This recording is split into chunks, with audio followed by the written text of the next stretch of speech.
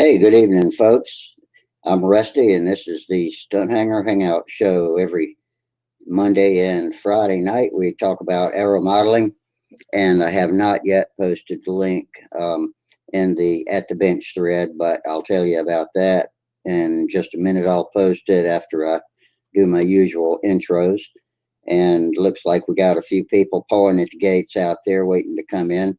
And so I've kind of started delaying posting the link to the show just because I can't multitask very well and I get confused and stumble over my words even worse than usual. So in just a minute, I'll let y'all in. But first, I just want to tell you that uh, John Brodak passed away this past weekend, in case y'all didn't know. And I posted a link in the YouTube chat box. So it is there. I meant to post a link in the announcements underneath the video. Also, I don't think I did, but I'll make sure before the night's out that everybody knows.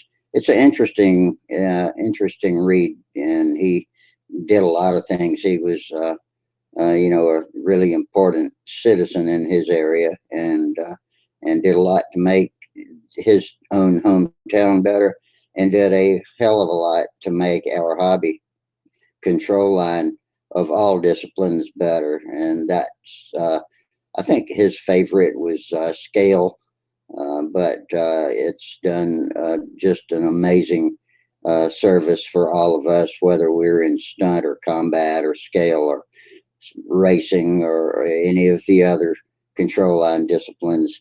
And we hate to see that, but we knew it was coming.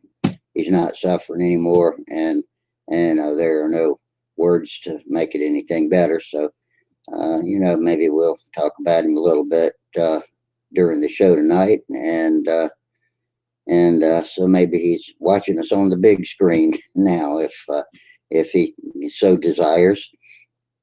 But the links are posted in the usual places, or will be, uh, and that is the At the Bench thread on the main forum page on stunthanger.com. So you go to stunthanger.com control line website and scroll down past the open forums, which is where most people go for their first stop. Down below that, you'll find a forum area called live streams, and the At the Bench thread is found in that forum area. And post tonight will show up in just a few moments, and it's got the link to come in here with your camera and microphone. And if you don't have a camera and microphone, or would rather be anonymous, then you can watch it on the Stunt Hanger, 2 words, Stunt Hanger YouTube channel, and the whole show is broadcast there. And in the comments underneath it is the link to the reruns if you care to go back and watch us. We've got about 230 or so shows. I don't know exactly how many, but all of them are listed in chronological order. That's over on my YouTube channel, which is called Rusty K, for obvious reasons. And so that's about it. We try to keep it family room friendly here, so we don't disturb any of YouTube's rules of conduct. And if you look right now, in about 5 seconds, the link will be in the At the Bench thread. It's posting up as we speak. And now there it is. You can go there, and I bolded the link. I'll put a note about John's death and obituary in that message too. And so you click that link, and you can come in here with your camera and mic, or you can watch on YouTube and use the text chat box on the YouTube feed to talk to us. And there's also a block $ icon underneath the chat box that you can use to donate some ching for me and Sparky.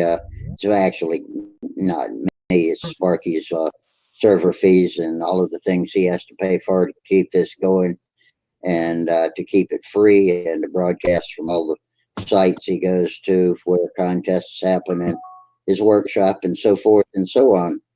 And so let's see, out in YouTube land, we've got Jeremy Hayward is out there watching, and I don't think I know you, Jeremy, but welcome to the show. Welcome to our nut house. Minnesota Mike is out there, and hello, Mike. Good to see you. Hope everybody and your families and friends are all healthy and happy. And it looks like Sparky's here too. So with that, we can start the show, and I'll start by saying good evening, John, and good evening, Sparky. How are you guys doing tonight? I'm doing good. Excellent. Does my sound okay? Sounds like you. Okay, that's as good as it gets. We'll have to do with that. All right. Well, we're off to another week. So what y'all do this weekend? Anything fun? I know Sparky was as usual in the workshop, but I didn't get to watch it. But I saw a few comments on it. So what about you, John? You got your hands in the balsa dust or anything exciting like that? No, I haven't got my shop set up yet. We're moving it up. I was going to put it in the basement, but now I'm going to put it upstairs. So I got to move everything up from there, and it's still in boxes down in the basement. So Okay. it'll be better off, better for me upstairs. Good. I got me a new set of headphones though. Oh, good. It's got the mic built into it, so. Oh, that's good. Yeah. Yeah, I need maybe. to put a charger on it though. Oh, is it Bluetooth or is it hardwired? USB. Well, it's hardwired. Excellent. Yeah, that Bluetooth stuff does not work all that well. Green tooth folds up like so, nice and compact. Yeah. Throw it on the floor, John. Glad you got the USB because that Bluetooth stuff is not all that great for video conferencing. It kind of cracks up. Yeah, I guess so. What's that, Sparky? I didn't know whether my mic was working, but I can see the dots now. Yeah. Sometimes my dots don't show up and sometimes they do. I'm not seeing them now, but yeah, it's all good. I'm going to switch over to grid mode. I never did get to log in to 8x8 as with full rights, and so don't have any. It's the same thing. Yeah. There's no difference. Well, I would have follow me so I could force a screen to show big for the YouTube viewers. Well, but I don't think so because I did it and there's no follow me button on it. Oh, okay. Well, maybe it doesn't matter then. Everybody's on equal ground then. But things are clearing up. I think, when we first started with 8x8, it was about a week before all hell broke loose and everybody was doing video conferencing that had never done it before, and the air was full, and now we're getting better signals and clearer connections and not so many glitches. So that's good. Everybody's calming back down. I did a video that set this before you did here, showed my rudder that I built the other day, so I figured I'd show you guys this. Hey, Sparky. That's nice. Yeah. The one thing you forgot to minus off of that rudder is the tail wheel wire and the plate and everything that would hold that on a normal airplane. You have to beef that up to take the wheel, but you're not using a big piece of plywood stuck inside the fuselage with wire wrapped around it, the wire. I know. So I'd like it to be lighter, but I mean, if you knock off a 1/4 ounce, then that thing only weighs what? A 1/4 ounce. Yeah. So that's the way I look at it. You gave up, you might add a little bit because it's a big rudder and has to hold all the G load or whatever when it lands, but you've lost it on the wire in the plywood that's in there. So I don't think that's a bad trade-off. So how did you cut? How did you cut those ribs and the rudder? Did you just put it on the drill press and drill it out and then file it to shape it, or did you use a router? I used a brass tube, Oh, okay.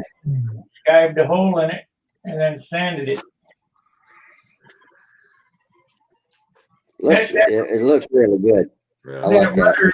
That rudder's only 16th inch, and then it's built up. It's a 16th inch plate. I did the video of it. It's a 16th inch plate, then 1/8 inch ribs on each side of that plate, and 3/16 for the for these here. I don't know. Can you see it? It's sandwiched. Yeah, I can see. Sandwiched together, and then you just cut out the 16th inch plate. Okay. That way it's flat and straight. We got really good pictures tonight. Man, we filled up. I see Gary Sinclair and Tom Remmel, Steve, of course. Okay, so we got a good crowd starting up. I'm gonna put y'all back in grid mode. Yeah, Dennis said he didn't know if he was going to get on tonight because his grandkids are over, but he said if he did, it'd be later on in the night. So Okay. I'm gonna get off. I just wanted to come on and say hello because in 5 minutes I'm gonna be sleeping. Okay. Well, I posted the links to John Brodak's obituary. He passed away on Saturday, in case anybody here hasn't heard yet. And in the At the Bench thread, I posted a link, and then the first post on the YouTube chat box, I posted a link to the obituary, and it's a pretty good read. It's interesting. He was he was a well-respected guy that did a lot for his hometown, and so I read it right before I came on the air, so I put it up so y'all could see it if you wanted to. he did a lot more than just. I knew it wasn't good. Anytime you go to the hospital for something like that, it ain't good. No, well, it's over now. You know, he suffered and fought for a long time, but anyway, he did so much for the control line community. One of the pillars of our control line community. What else can I say? Yeah, I just wonder what's going to happen now and if it's all going to go away. You know, it was John. Well, I don't know. The name Brodak is on a lot of businesses in Carmichael, and his family will deal with it however they have to. Yeah, but I'm wondering, the grocery stores and beer stores, is Buzz going to want to run all that? Well, I don't know. They've got managers running it now. Yeah, I know, but someone still has to oversee it and stuff like that. Well, yeah, that's not hard. One meeting a month. Yeah, she may not want to mess with it. Maybe his son does. We'll just be left wondering until we find out. But I think the Brodak part of the control line part's gone. It'll go away. I mean, they said that he had, I don't know, $2 or $3 million in inventory sitting there. That's a lot of money to sit there and not make any money off from. But it was his money. It didn't matter to him. It was his hobby. But if it has to be a paying business. Well, there's a lot of employees that it matters to. So, I don't know. It's hard to say. I hope it'll stay. The hobby shop's a great hobby shop and online resource and a local resource. I know there's probably not much local business, Anybody that wants to grow that stuff better get it quick. Yeah. See, Sparky knows too. If you were ever in that place and see what he has for inventory, it's just crazy what he had to buy to get stuff at a price to where we could afford the kits. I mean, it wasn't like 440 bolts. It was like a million of them. He had boxes after boxes after boxes of 440 bolts back in the back. Yeah. Just so he could buy them at the price that needed to be bought. Well, I tend to think that there's a lot of people that work for him there in the hobby shop and business. And those people, I don't think he would want them to be without a job. I think his manager running there is fully capable of running the business. I'm not so sure it's going to go away. It may have some rough patches, but I think it'll stick around. Yeah, Patty's going to be 65 this year. She's ready to retire. We got a hope. But she's got somebody that's been working with her, I'm sure. No, she runs everything. Yeah, we're wasting our breath. I Yeah. mean, we don't know anything, and so I'd say let's just see how it shakes out, and hope for the best for what we want it to be, and hope for the best for what they want it to be, and we'll just have to find out. Yeah. So, Well, good night, guys. Take it easy, Sparky. good night, Good night, Sparky. Sparky. Thanks for dropping in.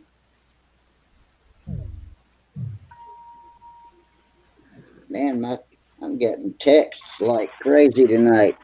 Grand Central phone station.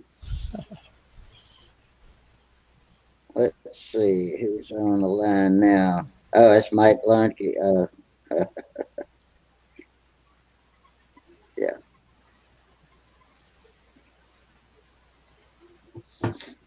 All right.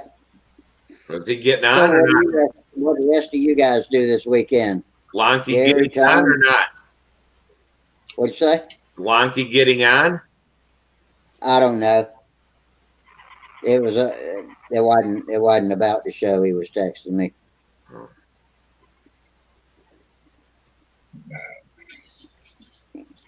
Me and him shoot stuff back and forth all the time. So, minor observations about the state of things. There's one thing I've been working on. It's new. Actually, it's not that new. I actually did the bare minimum drawing back 2011 before I had my accident with electrocution. And Gordon Delaney had a classic design that he built way back in the day. And a couple of them have shown up from the plans that I drew. A couple of them shown up at the VSC and others, and he's starting to get requests for the plans. So I've been upgrading the plans to more modern standards. The plane is called the Heinz 57. It used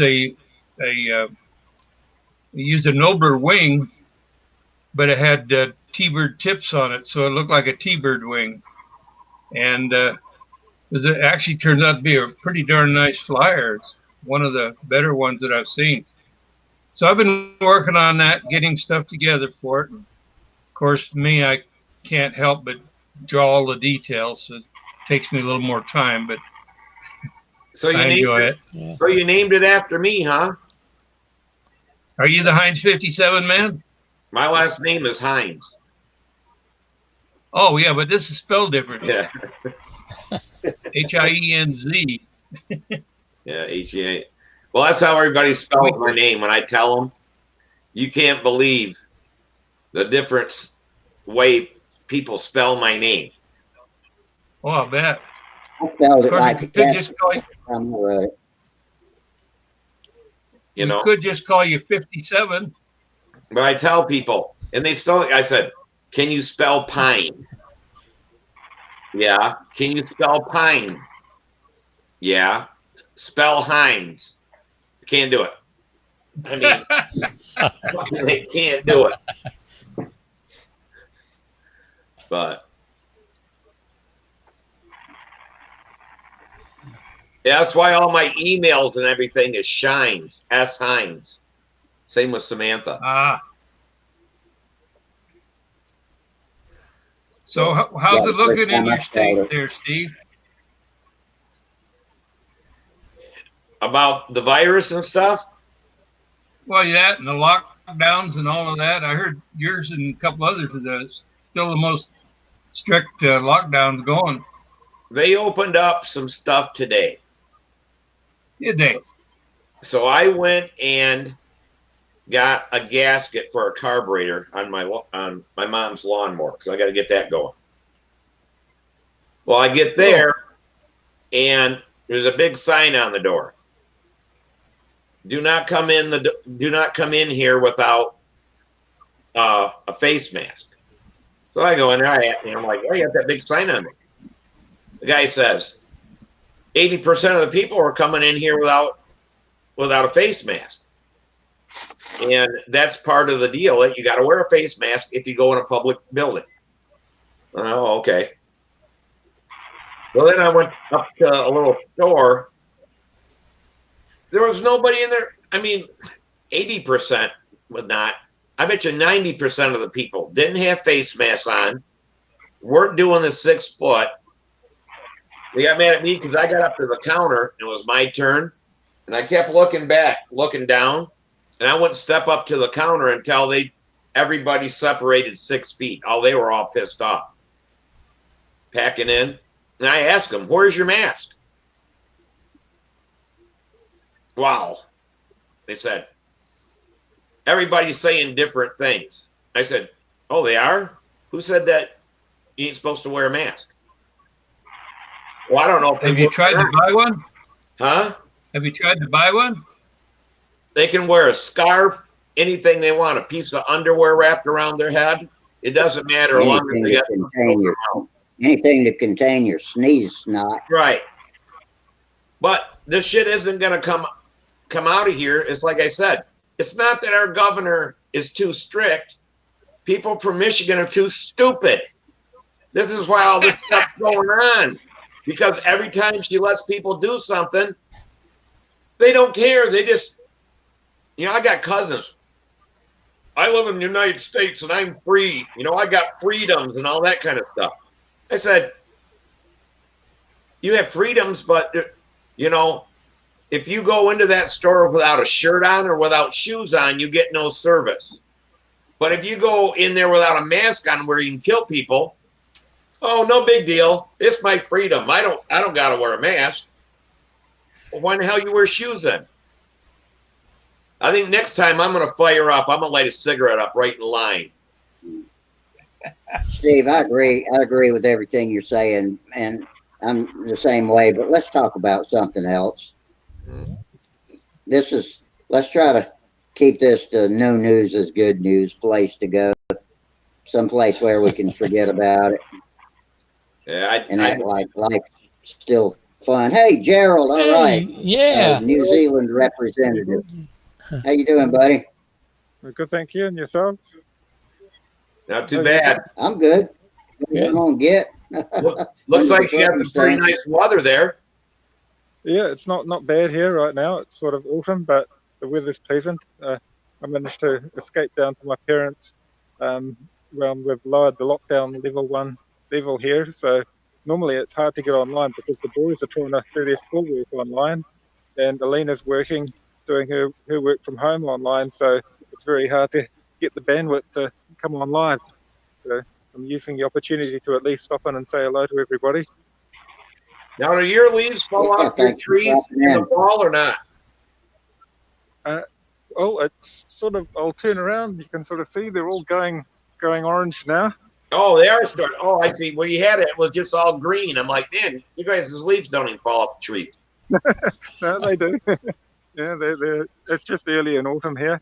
So I'm just at my parents' place now. They've got a nice garden. So cool. I can't see what I'm showing, but yeah, that's just the back of their garden here. And they grow a lot of their own veggies. Is that a eucalyptus tree you're standing under? A plum tree. They're all old plums. They're like 50 years old as me, but older. But yeah, they're all old plum trees here. And peach trees, and my brother's handiwork in the garden here too. His garden always looks nice. He's got his winter veggies, his kohlrabi, and now, are them wild ones? Sorry, Steve? Are them wild birds? Yep. There's a bit of noise here in the background. I think there's people working around here. Behind. I know you said they're the Bee Gees or whatever, and I wondered if they were wild or if you had a cage with them in it. No. Normally around here they have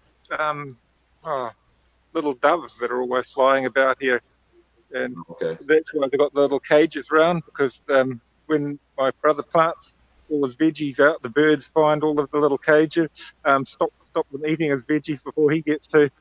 So that's why they've got the little cages around the veggies here. That's cool. Yeah, it's only a small suburban section. Where we are at home, we don't generally get preyed upon by all the birds. Oh, there's this little glasshouse here growing all these little winter veggies as well.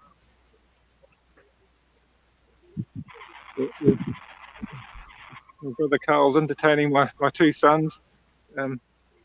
So they've been doing a bit of building. My two boys have been working on their little phantom races and doing some work on other models. Been watching Sparky's Tucker build. It's been quite a lot of fun watching that, but I don't often get to come on live because of the bandwidth issues. So when everybody's back at school and work, then maybe I'll be able to come on a little bit easier and enjoy the hangout. But it's just sad news hearing about John Brodak. That's a bit of a bummer for the modelling community and his family, obviously. And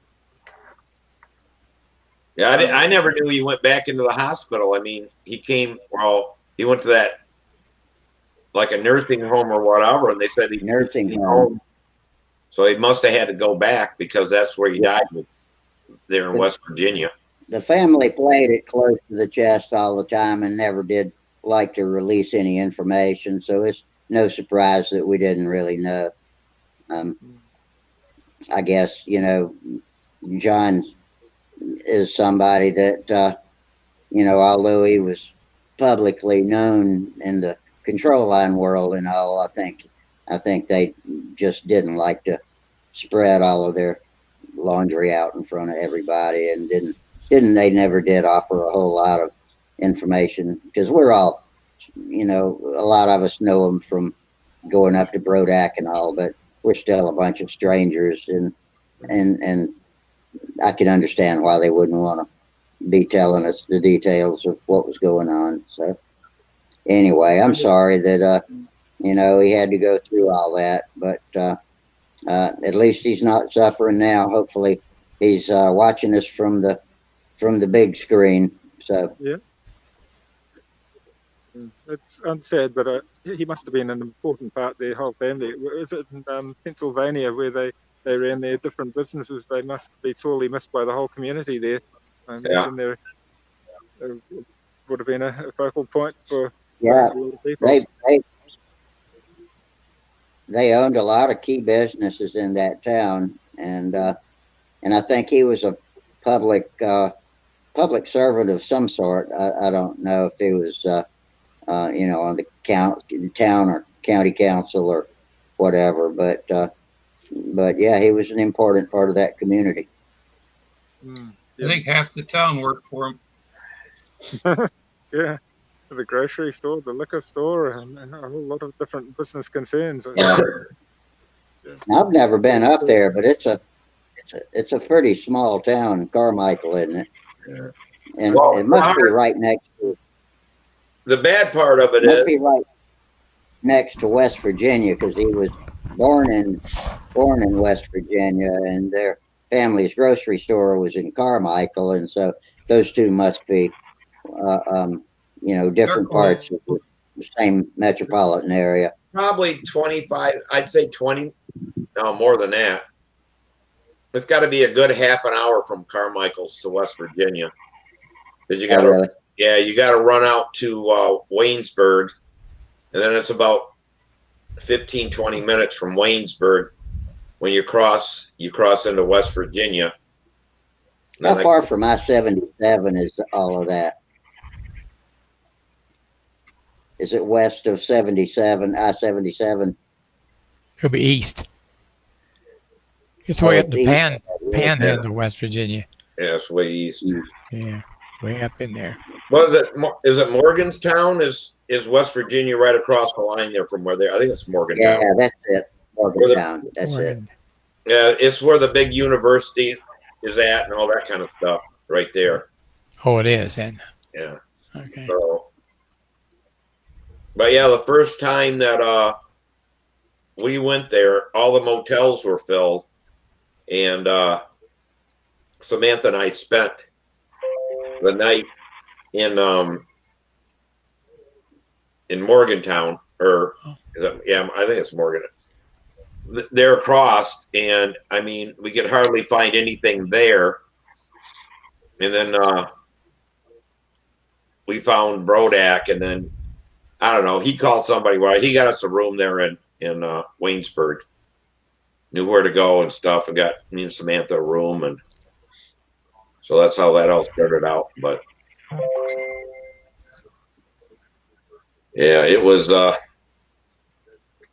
lot of fun. That's for sure. Obviously been a focal point of a lot of modelling activity.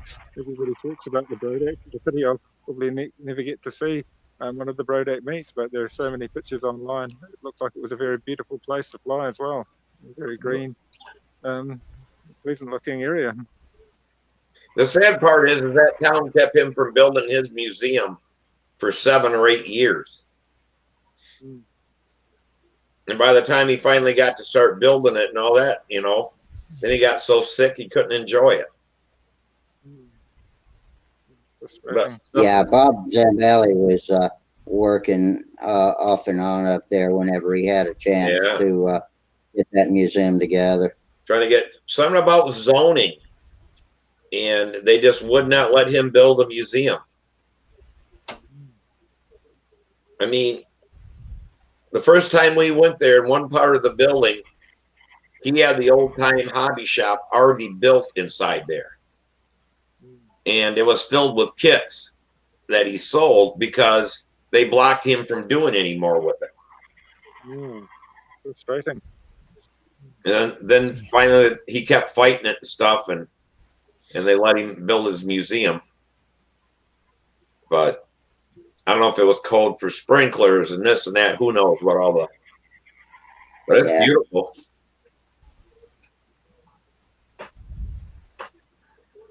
Well, hopefully the family can continue his business, live businesses, and Buzz will be at least not having to worry about the everyday circumstances of his health. And sometimes it's a relief when these things happen, but yeah, it's certainly somebody that'll be sorely missed world over anyway. Yeah, that's for sure. Yeah, it was always so much fun going to the Nats or whatever, and you know, John would look you up, him and Buzz. They're always there, and they come find me, Samantha, and other people. Dennis posted a nice picture of him on the forum with John and I think it was Jack Sheeks and Art Edmondson together at a modelling exhibition. It was quite a neat picture of some very famous faces. Hey, Tom, is that a Camaro SS on your shirt? A 60, 67, 68 Camaro SS? Yes, I own 2 Camaros. My first Camaro I bought in 73, brand new in 73, a Z28 Camaro. And in 2015, I bought a Camaro, a new Camaro. Did the Z28 have the 302 engine in it? No, 350. Oh, did it? Okay. And that was which year was that? 1973, 350 4-volt main. Yeah. Okay. Blue with black stripes. And 2015 is red with black stripes. I had a blue '79 Rally Sport. It was 2-tone blue with a dark, deep metal type blue hardtop on it, and then the rest of the car, except for the highlights on the hood, were a lighter blue. I can't call it sky blue, but it's pretty close to sky blue, and had great stripes. But it was pretty anemic with an automatic transmission and a two barrel. It had a 2-barrel 5-liter, and it was a fun car to drive.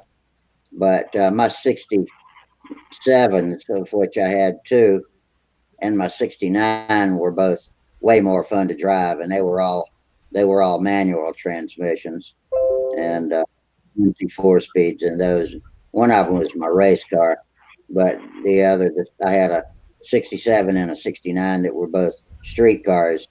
Both of them had 350s with Muncie 4 speeds in them, and I loved them. They were great looking cars. I still have both Camaros and 2 Buicks, 2 pickup trucks. I think I have 9 cars right now. Holy crap! You got a Are they parking all lot. insured and licensed? And do you drive them all? I have 4 of them insured and licensed right now. Right now, I'm working on the 72 3/4 ton pickup, C20 pickup. Just got it back from the painter and putting all the taillights back in it, and I still have to do the doors. I had the doors, got new doors, so I have to put the glass back in the doors, glass and the handles and everything back in the doors. Yeah. The great thing about that sort of vehicle is just the availability of parts. I know with my 83 Chief pickup, just the huge range of reproduction parts is terrific. The same for the Camaros and Firebirds, just the huge range of reproduction parts. Makes them very practical to own. Yeah, there's a lot of aftermarket parts for them. Yeah, and you can build them up today with modern suspensions and make them look like the showroom cars from the 1960s. But if you take it out on the road and drive it, it drives like a modern 21st century machine.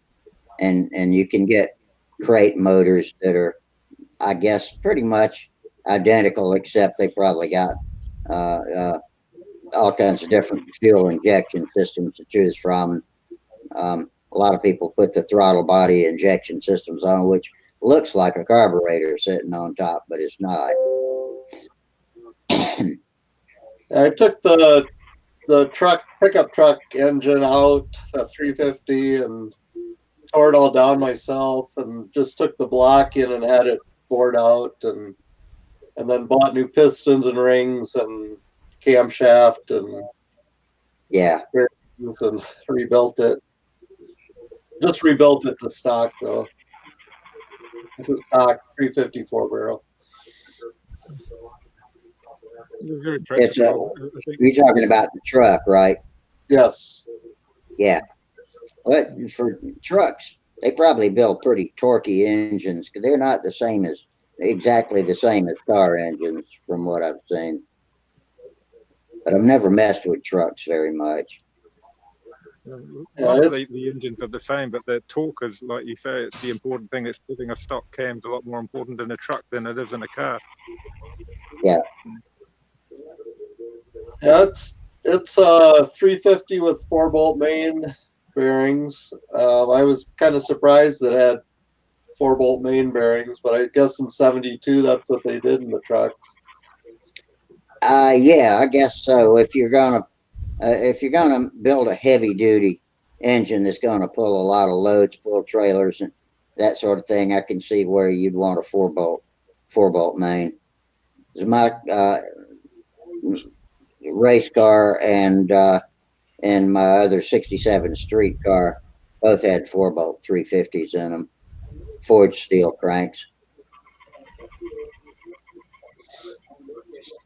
especially if you're running a manual transmission. I think the steel crank is much more important than an automatic car.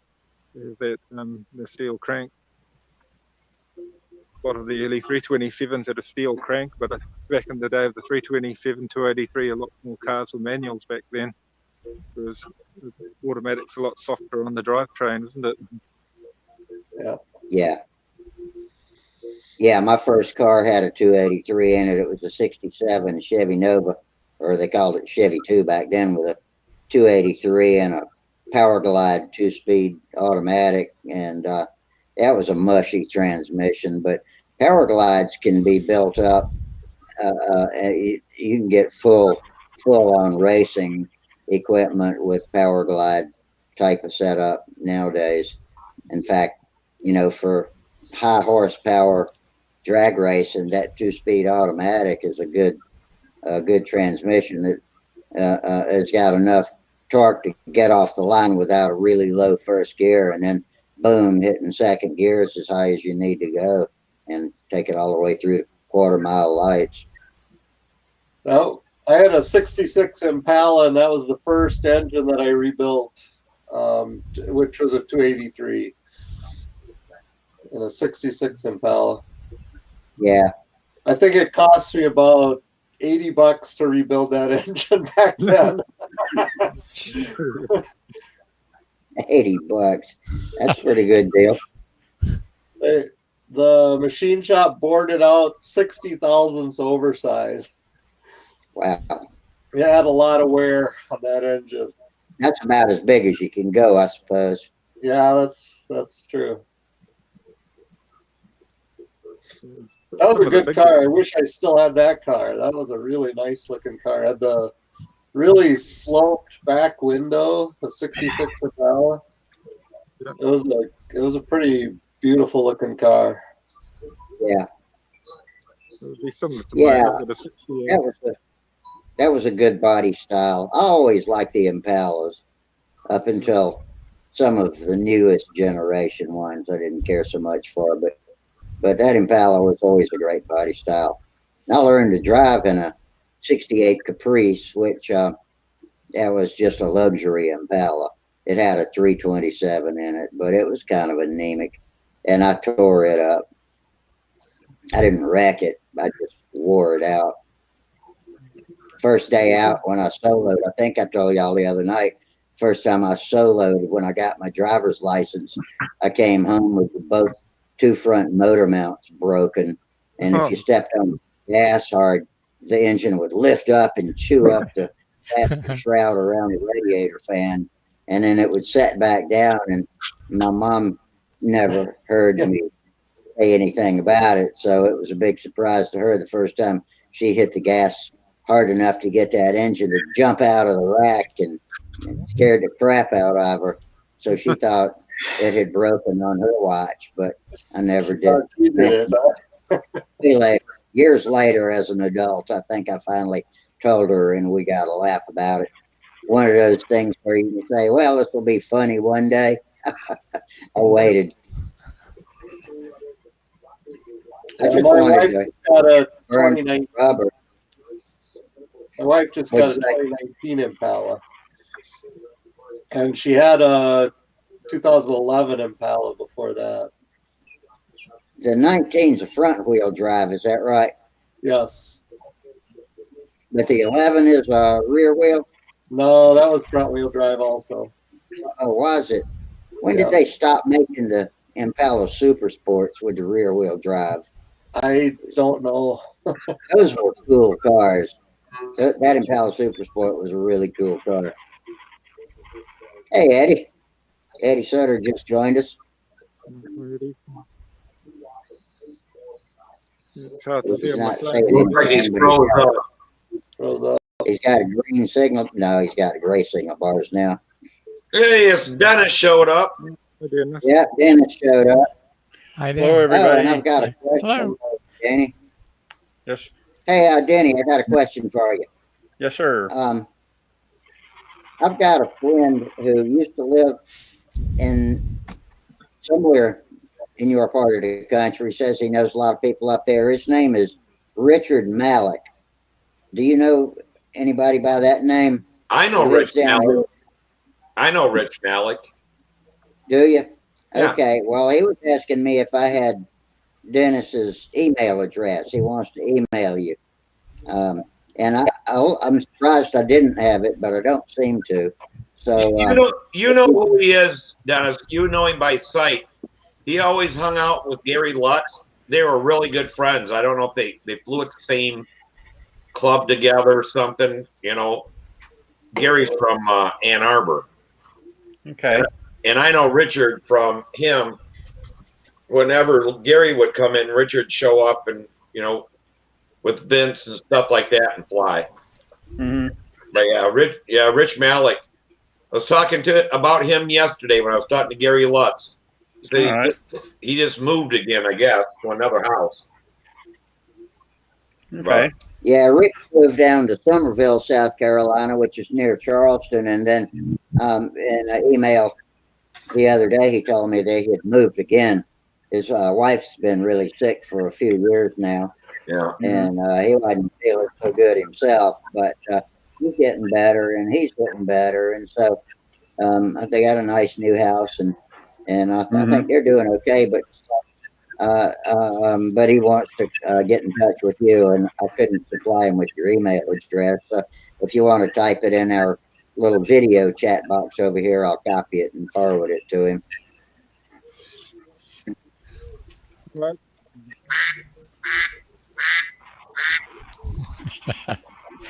But he was a traction flyer.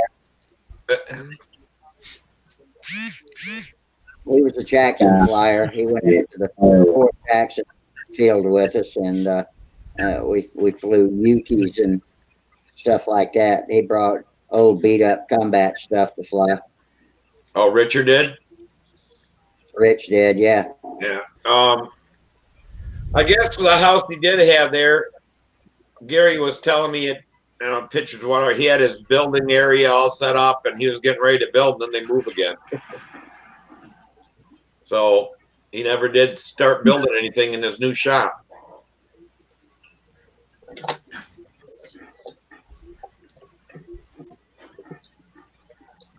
Yeah. Okay.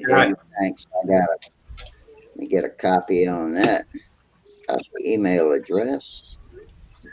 And put it in my little notepad. I always keep the Windows notepad open all the time. Yeah, tell Richard that Samantha and I said hi. I will.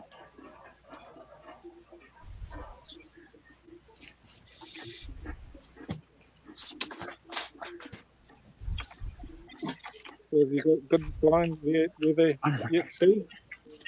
Pardon me? Oh, sorry, Steve. Have you got any decent flying with you yet? Is it warmed up enough to get out and fly? It's supposed to be 70 here tomorrow, but the wind will probably blow at 80 miles an hour. So, Boy, it was windy this weekend here. every time it warms up, it's windier and crap. When it's cold, it's nice calm air. Warms up. It's springtime.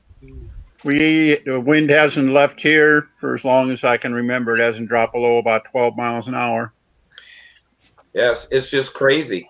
It's finally it's moving up, and we're the jet stream, and we're gonna get some warm air. But I think we're on the edge of the jet stream, and that's why we get all the wind.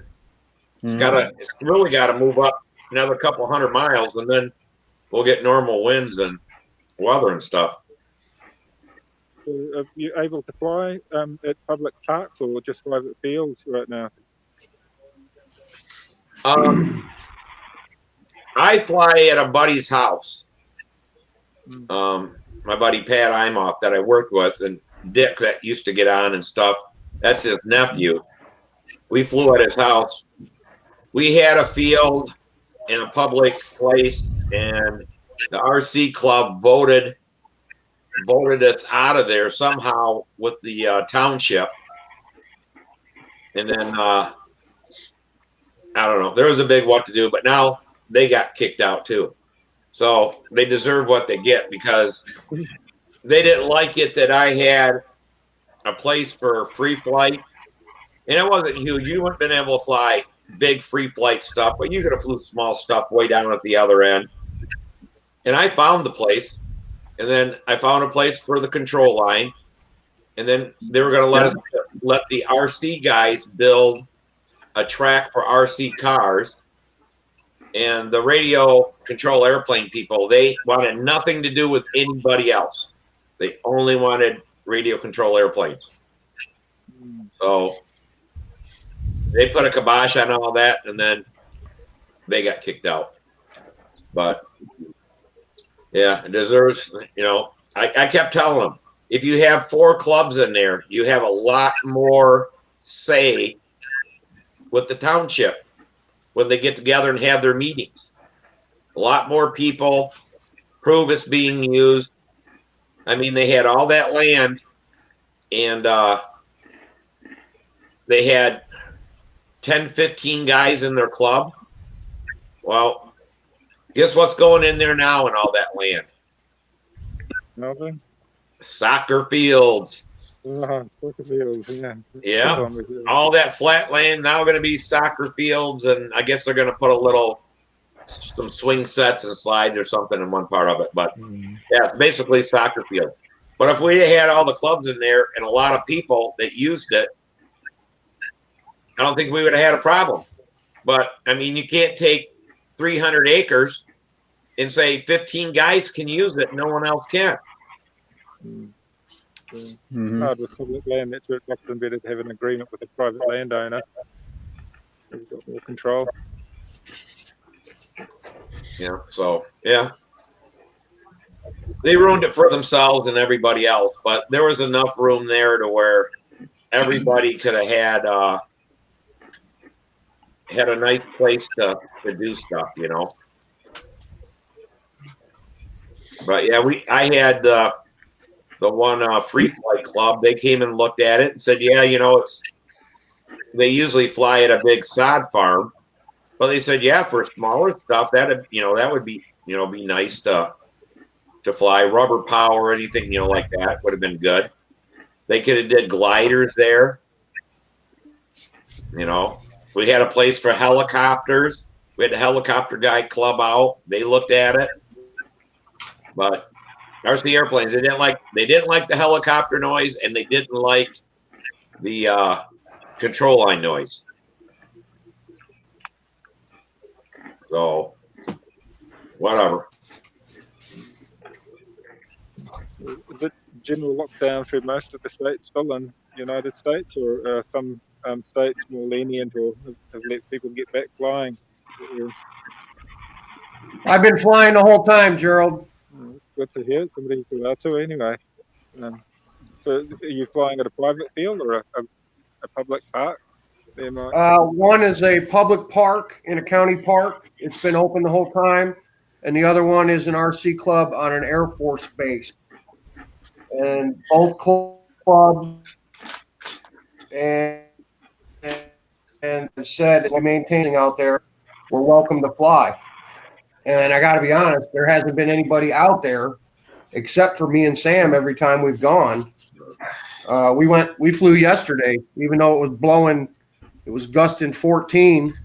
We went and flew a little RC yesterday and did the electric car. We were out at the car track running our trucks, but we took the trainer out there because we had some other kids with us. And we put up 3 or 4 flights on the RC plane and let the kids fly a little bit on the buddy box. It was terrible. 14-mile-an-hour winds with a high-wing trainer, 40-size trainer. It was next to impossible, but they all came, so I was flying come hell or high water. We were putting the plane in the air because all the kids were wanting to fly. But we haven't we've had, I think, 2 control line outings and like 4 RC outings since all this happened, and it hasn't been an issue for us. Yeah, I got for RC, I'm on a private field. We rent the end of a airport, private airport, and the owner mows it because he mows it for the airplanes and stuff like that. It's a really nice strip and everything. And I've only one time seen an airplane on it, and that was a friend of ours that flew in from Lansing, fly radio control. He landed his airplane there, taxied it down around, parked it. And then when he was done flying, he loaded his stuff back up and flew out. But that's the only airplane I've ever seen at that airport. There's hangars around, but I've never seen anybody fly anything. But so it works out good for us. They know if they fly over and wag their wings, and that tells us that they're going to land, and then we have to land and get off the field so they can land the airplane and go back up. But it's good you've got an arrangement where you've got that shared usage. It's good to hear. yeah, that's the only reason we can't fly control line there is because if they want to land, you can't shut off a control line airplane. That's good if it was scale, but yeah, not many. I suppose team race have got a cuddle, but yeah, it is a frustrating. We don't bother just for that reason. We don't, they charge us I think $100 a year to use the field. I mean, and it's all mowed and everything for $100 a year. We only got 10 guys in the club. We limit it to 10. So there's not a lot of traffic, and Yeah, it's quite nice when you've got that facility and you're not overloaded with membership, especially with radio flying in the past when everybody was on a frequency waiting for their frequency to be available. That used to get quite tricky at times. But with the 2.4 gigahertz, it's not the same issue now. there's a huge club that's, I don't know, maybe 10 miles away called Port City Flyers. And Hey, Len. Skyray. Hey, guys. Hey, Len. Hey, Len. No, Hey. it's a Galaxy. Hey. Oh, we saw it the other night, didn't we? I just finished the second coat of dope on the wings, so it's ready for primer. Okay. Yeah. It's looking. Do you sand it in between? Sorry? Do you sand it in between coats for dope, or does it matter? I will after this. I got 2 coats, thin 60/40 on it right now, and I'll sand it before I hit it with the primer. Yeah. I figure I better get cracking on this thing before Dennis calls me a slacker and says, why haven't I finished this airplane yet? I'm just waiting to he's see already called me one. I'm trying to see how much rubber you pack into that thing to fly it. About 10 strands of 1/4-inch rubber ought to do it, huh? There you go. I bet Arch could do it, man. Archie could do it. That guy's a genius, man. I tell you, then the more I look at his Facebook stuff and the things he's building and what he does, that guy is a genius, man, when it comes to the rubber stuff. He really impresses me, man. Makes me want to build better rubber-powered stuff, just to try to emulate what he's doing. Well, I think the people who are doing that are among the most creative and innovative, new ways of doing things and stuff that there's a heck of a lot to learn from that. Yeah. So yeah, it's just cool, man. Stick and tissue is just cool and rubber powered. I like it. Yeah. I had forgotten how much I enjoyed it as a kid till I started building a few with Sam, and boy, we had a blast with them last weekend. So, hey, Dennis, before you get off here tonight, go ahead, Rusty.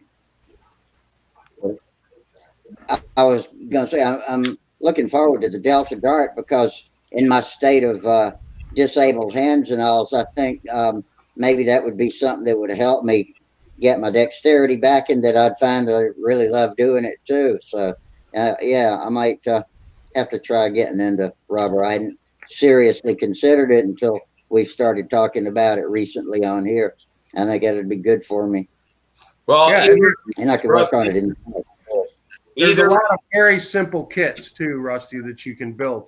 Hey, I'm going to pop off here for a second, but I just want to say to Dennis, before you get off here tonight, I have some charging questions to ask you. Electrons into batteries and such. Airplanes or I cars? need to pick your brain for a second. Airplanes or cars? Well, You plug it in chargers the wall. basically. It's yeah, chargers. It's The going to be electrons both. don't But, care whether they're going Yeah. into an I airplane need- or a car. So Yeah. There's different ways to that's. do I it. need to talk chargers for a little bit when I get back, all right. or at some point before you go, Dennis. Mm-hmm. Hey, Rusty, Mm-hmm. either that'll really Hey, lose Steve. your hands when you build it, or it'll give us all a bunch of laughs here watching you do it. One of the two. Either way, I'll call it a win. Yeah. You hear me cuss a lot. If you're in another room in the house, you'll hear me cuss just randomly out of the blue. And it's because I've dropped something. Everything I pick up, I drop. And then I can't pick it up off the floor. I have to jam it under one shoe and try to pick it up with a fingernail and get a grip on it. I'm just a total hilarious screw up. Well, that's like So I'm Got a hunch when we do Delta Darts, it's going to be a night where everybody's going to be muted. yeah. So we keep our family-friendly rating. That's the only way we're going to do it. Yeah, we'll have to just leave the lid off of the cuss jar because it won't be able to handle all the incoming money with dollar bills with a slot in it. So, Well, I don't think it's fair for me to even compete with you guys in that because I've probably built 100 of them in my life. I'll tell you what, I'll do mine blindfolded with one hand behind my back to make it fair. no, we In the want to dark. see excellence, Mike. You build it to the pinnacle of your skills, and we'll just all be in awe of you. All right. Yeah. That'll be an There's a few of us that still are going to. Is anybody else? Actually, I got thinking about Was that something Eddie? else. Did you say something, Eddie? No, Dennis said something. Yeah, is anybody else having problems? Oh. Problem with what? Anybody Eddie. having problems with their videos lagging? Because mine, Yeah. Yeah. yeah, Go to your settings. Videos Are you on a lagging. computer? Yes, we have that problem all the Yeah. time. Yeah. You Okay. and Are Rusty you for on- some reason tonight are red. Well, let's go down to the settings. Are you on a computer? yeah, Okay. Bottom right, hover your mouse down there until the three dots pop up. Click that menu up and then click Yeah. all the way at the top. There's something that says manage video quality. Open that and click it down at least one notch and see if that helps. It should. yeah. I've gone from high definition to low definition, and it's still doing it. Really. I guess I could go down all the way to the bottom. I think it'll just make you black out if you do. You can turn it down to the one notch. I think you got four choices. You can turn it down to the third lowest and run like that. And some people, you see Yeah. how some people have their cameras turned off, like Denny and Bill. I didn't even realize Bill was in here. That's their only way of staying in and talking to us, because when the camera's on, they totally have trouble. That might help you out. But yeah, it's hard. You don't know when to talk, and then you end up talking over somebody, or you know, it's totally screwy when it does that. Yeah. But there's nothing I can do about it from here. Yeah. Because what's happening is you It's guys. because the servers are so busy. It's because the servers are so busy right now. Yeah. What it does to you Plus, guys this is you hear it 8x8 late after we're already talking, and then you'll answer when we're already in a different part of the conversation is what's going on. Yeah. This 8x8 website requires you to have about 50 megabits download speed to work at all. So most people don't even have that, but we're still managing. But yeah, I've got a red signal bar, always do. Sometimes it goes yellow. Oh, yours just went to yellow, Eddie. Some Yeah, it's Yeah. been maybe it's been going green, red, yellow, green, red, yellow. Yeah, I try to keep. I Um, turn my video off just to try to reduce the bandwidth I use.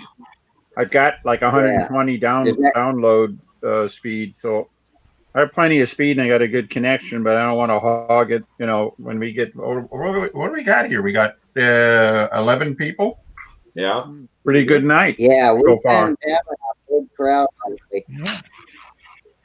Yeah, Big load. but I got a yeah, question. Eddie, if you have to just go down and click your camera off all the way at the bottom. Oh yeah, he's The got a camera motor. on Yeah. off. I That got a looks like question. an FP. A Royal? Nope, What is it? Thunder Tiger. Oh, Thunder Tiger. Okay. Thunder Tiger. Yeah, I got it today in the mail. Are they any good? What size is it? I think it's basically a knockoff of an FP. A 40? That Yeah. was a hot combat engine. Yeah, if Lonky gets back on here, he can tell you how he sets up his stock 40 Thunder Tigers. It's pretty much the same thing as an FP.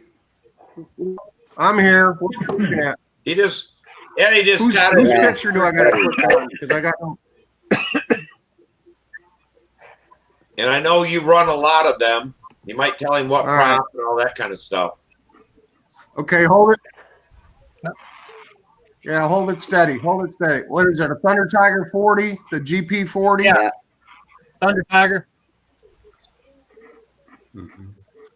Okay. What are your? Is it brand new or is it used? Used. I mean, it looks fairly new. It doesn't. If it's been run, it hadn't been run much. What are your intentions with it? Are you going to run it as a stunt motor or run it as a combat motor? Stunt. Okay, and it's got a control line Venturi. And can you tell what kind of needle is in it? Is it a Tiger needle or? Oh, that looks like that's a pull off from an OS carburetor somebody rigged up in there. Okay, that should work. Yeah, that should work just fine. I would run that just like you run an FP40, same way. Probably 11.4 prop, 23% oil. As a matter Is of that one of fact, those fine thread needles? it's Is that one finer. of those fine thread needles? That's one of the needles that we take and make remote needles out of for combat engines. We make remotes out of those. Yeah, right. Yeah. Yeah, the 1A. Right, the 1A number 10 or the 1A number 15. And the only difference between the two is the knurl on the needle itself. One is skinny and one is fat. But that'll probably run okay with a 11.4-ish prop. And the OS muffler should fit that if you don't have a muffler for it. It's got the same mounting pattern as the LA40, the FP40, and the mufflers are interchangeable too. Oh, you got one? Yeah. Mm-hmm. Yeah. I got one set up. I got the muffler and the engine. Hey, Eddie, I don't know. I got it for $52. I don't know if Horizon still has mufflers for their 36 and 40s on the Evolution motors, but they're a lot lighter, they're longer, and you get more power out of them. I was buying the Evolution mufflers and sticking on these things because they're a direct, they fit right on, come with a gasket and everything, and they were like $13 or whatever, but I don't know if they have any left. They come up on eBay sometimes. Just keep an eye out for mufflers on eBay. The Magnum mufflers are quite light too. They're a lot lighter than OS mufflers. Yeah, Dennis, somebody in Dennis's family helped design that 36, and that muffler works really good on LAs and Enyas and all that because the same bolt pattern and everything, but they're a lot lighter than what a normal muffler is from OS or Enya or whatever. They're about half the weight. Yeah, my wife runs a OS 40, the FP, and she runs one of the remote mufflers where it runs off the little header. It's got the little header, and then it's got, I think it's a 744 muffler, a remote muffler, and she's got like 6 inches of a silicon connector. That way her muffler's mounted almost on the trailing edge, and it works really well. It seems to hold the revs back a little bit with the long header, and it still makes plenty of power and keeps the motor nice and cool. So Yeah. that's quite a good setup as well, but you don't see that often. It only just comes up occasionally on eBay, those universal mufflers. Yeah, I really like the Evolution mufflers. You know, they're not as light as Randy Smith's mufflers, but for any other mufflers out there, they're lighter than any of the other stock mufflers that come with these things. I suppose any muffler is a lot better than a stack in terms of keeping the heat down as well. Yeah. I think they've ruined a lot of motors running stacks on them where they're just too restrictive and they run too hot.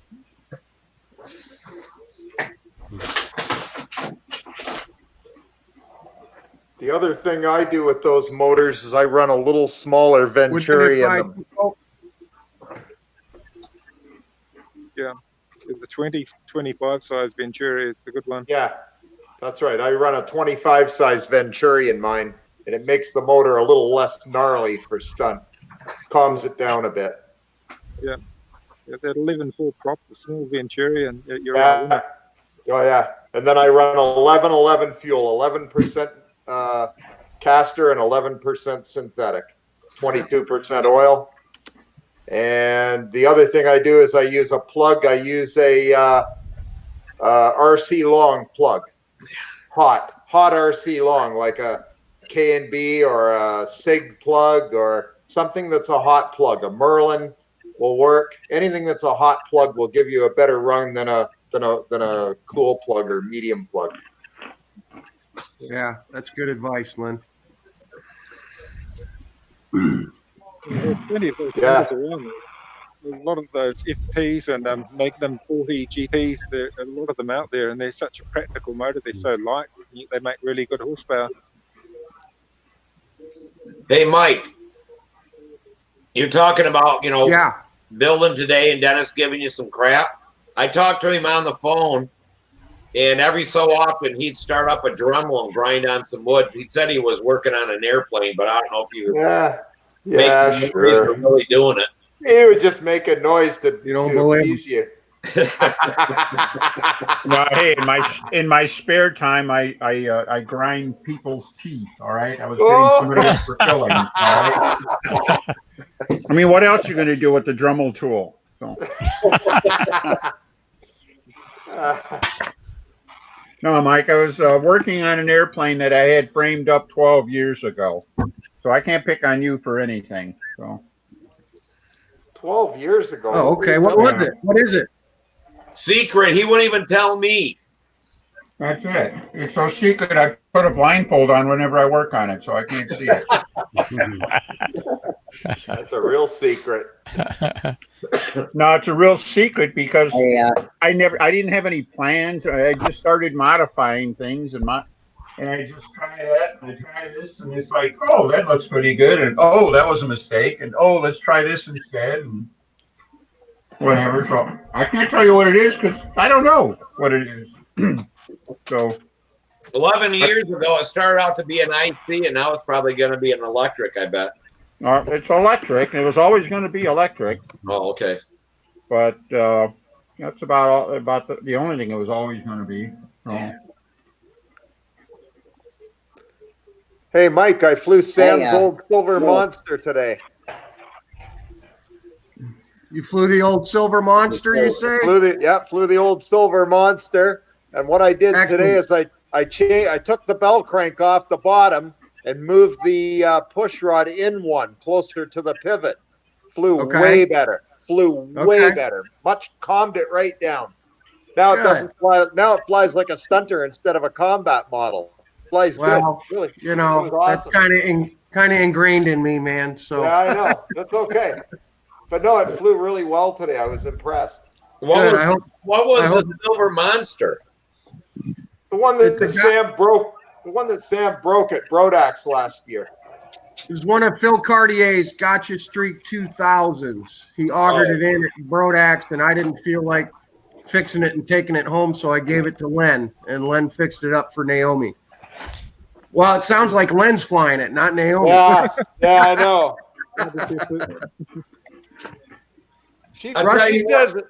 She says it pulls too much. Yeah, that's what Sam said too. That was his same Yeah. thing. Rusty, you were trying to get a word in there earlier. What did you want to interject? I was just talking to Bill, and I didn't want to push the issue. But hey, Bill. Hey. Bill's been hanging around here for about a half hour now. How you doing tonight, bud? Oh, good. We had some good weather over the weekend and the day before. Light wind and got some flying in. Good show. Good. You need to get, hey, Bill, you need to get some silver paint and splatter it on your background. It looks like you're out amongst the stars. Yeah, that would look cool. Put planets and galaxies back there. Yeah. But what did you fly? Did you fly any control line or just RC? You know, I did fly the control line and that electric one, and I did some loops with it, you know, and it was really pretty easy. Good deal. Mm-hmm. Yeah. The main thing to remember, and you probably already know from RC, is you don't just yank up and hope she goes. You know, you got to fly it and give it measured inputs all the way around, and it'll fly a loop. I remember when I first wanted to fly a loop, I didn't actually cringe and close my eyes, but it seemed like it. Just pull full up and hope it goes around. Why wouldn't it? You know, it wouldn't, because you stall all the air off the control surfaces. Yeah. Well, you might get one loop, but you'll never get two. Yeah, it was a long time before I ever got one full one. Yeah, I always measure. After I bought my little jumping thing. I always do measure input Go ahead. all the way to the ground. Well, start doing something different. You and Naomi do the same thing. You keep doing the same thing over and over. Try something different. Yeah, grit your teeth, close your eyes, look down, and pull full up. Well, that's why Dennis moved to Indiana, because the ground is higher here in Michigan. In the plains hit easier then.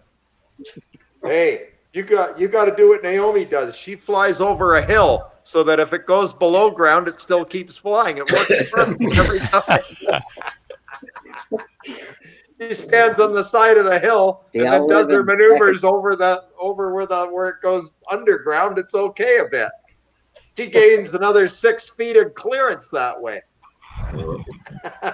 Hey, Steve, do you live in a 2-story house? You could go out your top bedroom window or something and throw the plane out. Yeah, and then just fly loops and just, like that, straight out. The first loop's a bitch. After that, it goes pretty good. That's right.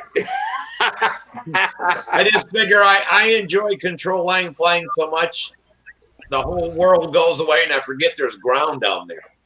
I think there's floating or something and we're just flying. The whole secret to control line is you got to remember, you got to keep it on the top half of the circle. Yeah. Yep. Well, it's very easy, whether you're flying control line or radio or full size, you just have to try to fly in the middle of the air. All right? That's right. Around the edges, that's where you run into trouble. Around the trees, stay in the middle of the air and you'll be fine. So the trouble is when you're flying on a sloped field, in reality, you're supposed to stay a level flight between 4 and 6 feet above the ground. So down here on the lower end, you got to climb coming up to the higher end, and the same thing with your maneuvers. You're doing a You constant got to do wing. your maneuvers. If you're doing them down slope, you got to do them down below ground level. It took me a while to I learn don't that. think that's the way Yeah, you're supposed to do it. You're not supposed to follow the terrain. You're supposed to imagine the terrain Oh, yes, is at you are. its high point all the way around. No, you follow the terrain. It says 4 to 6 feet above ground. Yeah, it would make it hard when you go to a contest though, if you're so used Yeah, to a but specific terrain. like at the World Championships, the ground is considered where you're standing. They take a laser and then laser out around the edges of the field. It doesn't matter if it dipped down a half a mile. Ground level is at your feet. Dennis, you've flown a lot of competition flights. What's the answer on this? Ground level is at my feet. Level flight is at my shoulder. Yep. See, that's how we do it too. Ground level is where you're standing.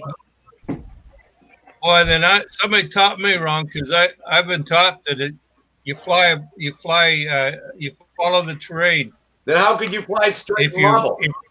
No, that's it. You can't, it's hard to, if you follow the terrain. Well, I wish we had a rule book now. I'd like to see what the rule book says. Pull it out. I can pop mine Look it open, up, but Rusty. there isn't anything All right. that says in that, but it's so many words that you follow the terrain. Yeah, there's nothing that says It's follow. always a question mark, and some flying sites are on the side of a hill and stuff like that. And I've seen it more times. People fly level with their shoulder than trying to fly level with the ground.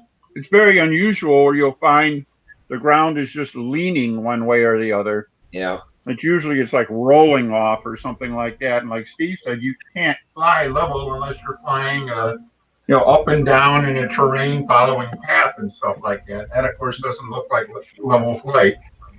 So Well, the thing is, if you had the ground rope, say 70 foot out from the center of the circle, the ground was 3 foot higher, and 70 foot out on the other direction, the ground was 3 feet lower. If you're flying along, the only place you'd be at 4 to 6 feet would be directly upwind or downwind, or directly upslope or downslope. This is the medium point. Mm-hmm. But that point, you'd be the right altitude. So what you do in that? What you do in that situation, John? Is you move the circle. Yeah, you find a level spot. Yeah. I've been at sites where that's not possible. Yeah. For instance, the one circle at Brodex. The one circle at Brodex is higher on the one side than it is on the other. Even the expert circles like that at Brodex. The expert circle at Brodex, where the pavement is, if you're flying perfectly level, you're only about 1.5 feet or 2 feet off the ground when you come around. Yeah. Because it's higher. The ground's higher there, where the circle is. See, and the judges that I've flown in front of would say you were no longer 4 to 6 feet off the ground at that point. You were too low. And over on the other side, you were too high.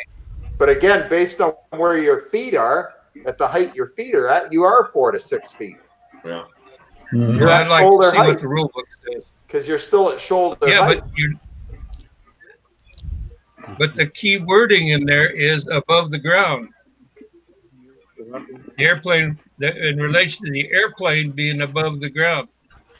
I'd like to see what the rule book says. That I got called on it at a contest by the judges. I'm reading through it right now. I was going to say you'd have to ask the judge what part above the ground. Above the ground in Michigan or above the ground in Florida? We're at 1,700 feet. Or New Zealand. We're at 1,700 feet above sea level, so our ground's a lot higher here. Well, in New Zealand, we'd be flying upside down, right? Yep. Oh, good Lord. Well, it's nice to have a flat circle. That's all I'll say on that one. With one contest we flew at the end of last year, there was a slope on the circle, but there was an updraft up the slope as well, which made it even worse. And that was a very challenging circle to fly on. But most sites are hopefully level anyway. Well, I better It is go very anyway. tricky. I'll bid everybody good evening, and I better head off. I'm on my cell phone and chewing away all my data. So I'll bid everybody good night and hopefully catch up at some other point. Hey, tell the boys we said hi. Yeah, Indeed. Yeah, will do. yeah. Take care. Bring them in for a visit anytime. Yeah, And it's good to see hey, you, Gerald, the Gerald. boys can come in now as long as you're with them. Yeah. Well, the only problem is it'll conflict with their schoolwork, but I'll say they've got to take a break from their schoolwork on computer and go and do some stunt hanger next Tuesday or next Monday There night. you go. Okay, sounds good. All right. Take it easy, Gerald. Yeah, Gerald. Thanks for Yeah. coming in. Take care, Gerald. See ya. Goodbye. Hey, Mike, Good night. Yeah. you remember flying What's out up, at man? Ron Cornelius's? At where? At Ron Cornelius. Yeah. Yeah, his ground was uneven like that. Oh yeah, it was terrible. It was in a dip. You had to fly Yeah. like that was pretty uneven flying site, but yeah. That's the first place I crashed at Corsair. okay. What'd you find out, Rusty? I'm going over every single rule under control line precision aerobatics, and I'm up to 9.1 right now and haven't seen anything about the flying with the terrain. Straight and Look in the level should judge's be guide. straight and level should be right after takeoff. Okay. Look at Well, I the haven't got judge's that. guide.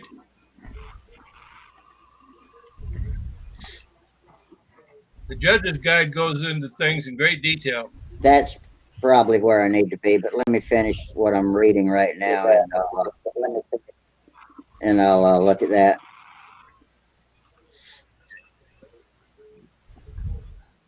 Okay, can I jump in here and steal Dennis for a while and talk about electric stuff for a minute?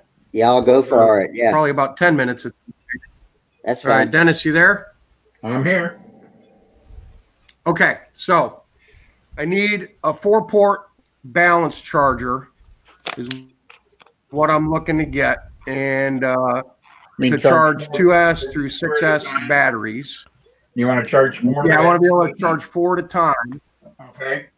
Yeah, I want to charge 4 at a time. This is mostly for the RC cars that we're running, but I'm also thinking ahead to these airplanes that I run for Sam that are going to have electric setups in them too. And I'll have to have batteries for those. So what I'd like to do is just share some screenshots of some chargers I found, and you tell me what you think of them. I Googled everything I could find on 4-port chargers, and I'm going to share one now. This is the Thunder Power Quad. Are you familiar with that one? I am not. Yeah, But let's see, we've got 4 times, it's 100 watts per port. That's a strong charger. AC/DC is good. Means you can just plug it in the wall, which really comes in handy. It'll have a nice power supply. And what that basically is it's 4 chargers built into one box, which means you can charge 4 totally different batteries, which is cool because that's what you're looking for. Correct. Right. Okay. Now, let me show you another one here. Whoops. Whoops. Keep doing the wrong thing here. All right. So that's one of them. Now, here is this is an IMAX Quattro. I think this is a Hobby King charger. Again, not familiar with it, but it looks like they're trying to do the same thing Yeah, but See, that's not an AC/DC one. so you have to buy a strong power supply for it. Yeah. Current, but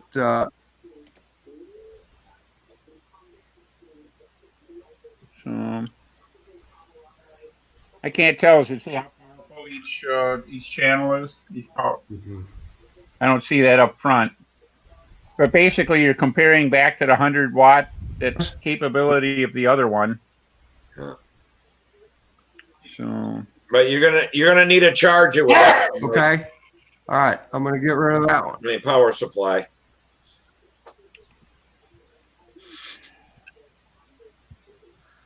Okay, and here is now. This is the new high-tech X4. yeah, I've got that one. I really like it. You have this one. Okay. Yes, you that you is have my that. favorite charger right now. You really like that. Okay. Yes, I don't very want, easy to use. I don't You like can teach Sam how to use it really easy too. And you say it's brand new? I don't like the price. Well, yeah, Yeah. it's 24. I spent Yeah. $200 for mine a couple of years ago. That's the latest from high tech, because what Will had told me, I talked to Will Davis today about him a little bit too, and he said I should try it. What he's using is one of these, that's the first version, I guess, of the high tech X4. Mm-hmm. But they don't make this version anymore. Will said everybody at Huntersville is using it. He uses it. Wayne Robinson uses it. 2 or 3 other guys out there use this. It's not in production anymore, and the only damn place I can find it is on eBay, and look at the price. Yeah, there's a couple on there for $300.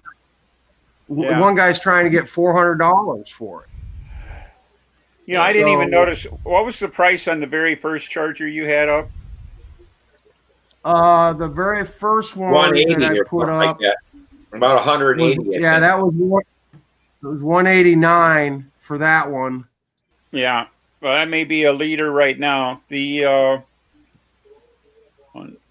yeah, because that one is actually more powerful than the high tech. So the Thunder Power is what it's called. Yeah, the Thunder Power, and that's 180. Now, Thunder Power was another brand that Will mentioned to me. The only two he really mentioned was High Tech and Thunder Power. He didn't talk about the Hobby King version or anything else because he doesn't know. Mm-hmm. But let me stop sharing that. I can fit that out. So. Yeah, I need a 4-port charger to do airplanes and cars, and I am shell shocked that they're going to cost me almost $200. Is there any other options out there? Well, about the only other option would be getting 1 or 2, single or double chargers or something like that. By the time you buy them all, you'll probably be about the same place. All right. The same money. Okay. All right.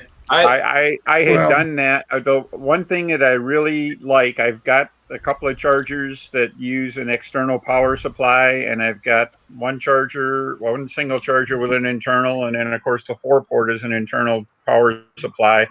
And I just like the convenience of that, and it's really, really easy when I take it places and stuff. I never charge batteries off my car battery or anything like that, so that's not a big deal for me. I only charge, off an AC outlet anyway. So I really like what those do, though. Right, because there is AC only versions and DC only versions. The AC DC is the most expensive, but you can get one that's one or the other a little cheaper. They give you a little bit of a break on it. Okay. I think maybe having the DC option would be probably worth the $20 or $30. Yeah, it would be handy to have. I don't use it, but it would be handy, I suppose, if you were backed up and you didn't have another choice or something like that. Okay. Now, the only other choice I've heard of is the ones that a lot of people are using. They're buying that big one. It's actually I can't think of the name of it. They can charge like 6 or 8 batteries at a time, and it's like almost $700 to get into the system. All right. And it's phenomenally capable, but you know what? I'm not that interested in being that capable. I'd rather have two $200 chargers than one $600, or or three 600 or three 200s rather than the other. So I don't know. I like that. What I like about the Thunder Power is at 100 watts per channel, that will literally charge any of the big 6S packs. Some of them, what happens, the total power on the charger might be limited. And if you were charging, say, 3 big pack, or say 4 big packs, it might actually throttle back a little bit and limit how much power is going out the ports. So they'd all charge a little bit soft. All right, does that make sense? Okay. And if you got like 100 watts per channel, that's a lot of power for even a 6 cell. And that would mean that if it's 100 watts per channel, it also means that they're probably not balancing. Like this this high tech that I have says it's a 300 watt total power, so it's 100 watts weaker than that Thunder Power one. And yeah, I was going to tell you that, Mike. When you look at an AC DC charger, you need to see what the power supply is. So if you can charge 400 watts, that sounds great. But if the power supply in that thing is only 200 watts, you can't charge at 400 watts. That's how I know. Yeah. All right. Well, Did Steve, I show this? What's that? Hang on.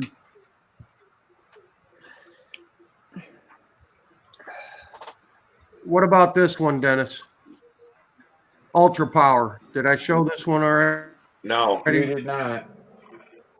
Looks like they got it marked way down. This is the cheapest one I found, actually. Yeah, that's only a 6 amp instead of a 10 amp. So, okay, let me just get there, and if you can read some of that. Yeah, 240 There's watts something total about charging power. One port's not using. So if you look at that first line, so that's Mike, not as good as the other one. if you look at the first line, it says port 1 or 2 are capable of charging 120 watts or 12 amps max. 3 and 4 are capable of 60 watts. So that there tells you that the power supply can't keep up with all of the with all of that. Airplane stuff, you're not going to charge it at that kind of rate anyway. It doesn't matter. Car batteries, when you get into a 6 cell, you better have something that has some good power on the power supply to charge that battery. Actually, Mike, your cars are 3 cell cars, aren't they? They're actually, I'm running 2S batteries in them because they're just too damn fast with a 3S. You can't. Okay, so you're running 2S. There's but no point. The airplanes you got from Mike Waldron, those are all 6 cell airplanes. So you'll be limited to how I'm sure they are. charge the batteries. Yeah. But the other thing is how charger. Okay. How big of milliamp are the car batteries? They 5,000s, 6,000s? 5s and 6s are what we're running. Yeah. So what a 1C on that would only, that would take forever to charge that battery. So you'd have to figure out, you can charge at 5 amps on a 5,000 pack at 1C. Is that how that works, Dennis? Yes. Yeah. So, I mean, if you wanted to charge at 2C, you have to make sure that thing will put out then 100 watts, and that's only at 2. I got friends with cars and stuff like that with these real heavy batteries. They're charging at 5 and 6C. Well, hell, you really got to have the power to push a battery that. Well, that's it. Speed kills, You want speed and power and stuff like that, it's easy. You just got to pay for it. And if you can afford to charge at a slower rate, that's fine. But yeah, if you can charge at 5 amps at 5,000, Steve, that's like a depending how deep he's running the batteries, that's like a 1 hour charge, 45 minutes to an hour. Yeah, So it's not that bad. So, all right, let me just, I'll finish up here with just one more question for Dennis, and then I'll get out of all your hair. You think this one here, the Thunder Power, you think that's as good or better than the high tech? Just looking at the specs on it. Let's look at the fine print here and look at AC input 110 or 220, DC 12 volts, charge power max, charge current rate 0 to 10 amp, discharge. I don't see anything here that says that it's limited by what it can do with on AC power. Did I read that? Am I reading anything? Yeah, Anybody no, see there's anything nothing like else. that? There's nothing else below it. So Yeah. So all in all, price wise and everything like that, it doesn't look like a bad deal. Like I said, I've really been happy with the high tech, but 189 versus 225, that kind of I'm as cheap as the next guy. So that kind of looks like the Turnigy one, but the high tech the old high tech looks like the Turnigy one. So it's like with everything else, one company are making these things. So yeah. And I'm pretty sure I've lost it here, but I think you end up getting all the charge leads, and you get some Dean's connectors and some of the other connectors. Yeah. And you couple I think 2 boards come with it. And then the extra balance boards are like $5 a piece. And you would only need those if you were balance charging 4 batteries at the same time, correct? Right. Which I think, frankly, is a good idea anyway. But okay, so yeah, that's gonna $10. So yeah, that's gonna kick it up to $200. But that would be a safe bet for me for the electric stuff that I'm gonna do with these planes that Ron gave me. I can do 6S batteries, and because I'm only buying one of these damn things, I don't want to buy another one. Well, it looks like it's got capability. I'd rather a little more money and get what I need the first time. In the meantime, you're gonna like being able to charge 4 at a time, for your cars and stuff. So how many do you charge at a time now? Right. How many do you charge? I'm charging one at a time. Your life is going to get I charged all day Saturday. I charged all day Saturday so that we could go run yesterday. I charged 8 batteries yesterday or Saturday so that we could run yesterday. And then I was able to charge 2 more while we were there. The first 2 that got used up, I was able to charge those. So the other thing I did today, I went out and bought 4 more 6,000 milliamp battery packs. So now we have 12 battery packs for the cars. So I'll do 3 batches of 3 and 12 batteries, 6 apiece for a couple hours of running. That should get us through a day of running the cars. Yep. I would hope. I'll tell you what, I'm ate up with these battery packs. I've already between what I've already bought and what I bought today, I spent over $600 on battery packs for these damn cars, man. It's ridiculous. I could have had a really nice pistol for that kind of money. Something. I could have another PA or something, Who knows? I'll tell you, Mike, I don't know if Hobby King still sells these, but they had them on sale for $5 a piece. I bought 4 of them and passed out 3 as Christmas gifts. Wow. This is one of the best little 6-inch chargers. How accurate it is for balance. Yeah, I've got one of those too. It works great. Oh yeah, I mean, that's one hell of a deal. It's only DC, but I just plug it into my cigarette lighter. I got another thing there. I can clip it on for right on the battery of my truck. I thought I'd text you. I'm sorry. This is the most accurate one I have, but they don't make this one anymore either. And you find these online, and they just want buku bucks for it. Okay. The other thing is, what I don't want is to end up. I don't want to end up like you holding up 9 different battery chargers. That's what Yeah, I'm trying exactly. to avoid. I hear you. I want one to do it all, man. One ring to charge do them mine all. off my truck battery, and I have a double one. If it had 4 on there, I don't know. I'd have to make some kind of plate to stick on top of the engine to set everything to set my batteries out. Yeah. With a single one, I run 1 along the, or 2 along the over the radiator, and 2 along the sides to keep them so I can charge them. Otherwise, your batteries fall off. Your charger goes down in your engine. You know, it's not a lot of fun charging at the field unless you have, like where Rusty or they're at that place in North Carolina. They have a bench over there, and you can go plug it into that and charge everything right there. I mean, that's really nice. But the other thing is Hobby King makes a reactor, it's called, and that has a deal in it to where if you don't use your battery, instead of having to discharge it at home and it takes 6 hours, you can take that battery and charge your truck battery or car battery in like 5 minutes.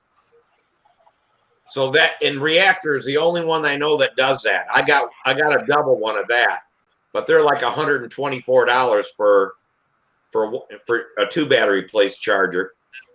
So that'd be $250 then for a 4. You know, if you wanted something to do 4. But yeah. Well, Dennis, I appreciate the input on the 4-port, and Steve too. Thanks for the invite. Well, I've been really happy with the high tech, but I like that under power. So you need to buy. Okay, yeah, those are the 2 main brands those are the 2 name brands that Will mentioned. So I figured you'd know something about them as well. Yeah. The thing you're going to like about them is 4 at a time, but don't toss out your single chargers. Those will still do it. You keep those going on the side. No. So yeah, no, I still got a bunch of smaller electric RC stuff that I can, just little 300 milliamp batteries or whatever, with little park flyer stuff that. Yeah. I can charge, like when I go fly, I can charge up to 9 batteries, for when I go out, and it takes me 45 minutes. And I charge them just at a 1C rate and all that. Okay. So it's pretty, but I put them all on charge, go in the house, have my corn flakes and my cup of coffee. By the time I'm finished, my batteries are charged, toss everything in that car, and I'm off to the field, And, okay. And that's all the flying I ever wanted. All right. Well, I've hogged enough time here. I appreciate the input. Carry on, gentlemen. Yeah, the other thing is too with a 4-port, 2 people running cars, you have more batteries. But what we found out with Samantha, once you fly, you have to have a battery and let it cool off. So by the time you let that battery cool off, you've flown another flight. So then we plug in a battery, it's charging, we're letting one cool, we're flying one. By the time we get back, we take the one off the charger and then fly the 4th battery, hook another one up, and we do in a big circle because you just can't pull them out and stick them on a charger. You got to wait 15, 20 minutes anyway. Yeah, let them cool off a little bit, let them stabilize. So it's not a deal to where you can just pop a battery out and pop it on a charger. But it works out flying that you can circulate 4 batteries on one charger. Hey, one more. Okay, one more idiotic question from the non-electric battery guy. Dennis, how often do you balance charge your batteries? Every time you charge them, or every 5 times, or? Not every single time, that's for sure. And most of the time I'm not really hard on the battery, so I don't do it every 3rd or 4th or 5th time, maybe. I'd go through, and if I haven't done it for a while, I'll do it. Okay. And again, I'll do it all on the same I'll do it all on, like on that 4-port. I'll do all, the whole set of batteries at the same time, so they're all zeroed out, if you will, at the same time. And maybe that's a day. Okay. You got some extra time to prepare or something like that. Okay. But I think a balance charge is a good idea. How long does it take to balance charge versus just? Usually about 10 minutes longer. Yeah. Longer? Whatever your normal charging time is, add about 10 minutes or so. It goes back and it just adds and subtracts a little, charges, discharges, charges, discharges. And, usually they cycle out pretty quickly, but you can give yourself about an extra 10 minutes. It's not a bad thing. So.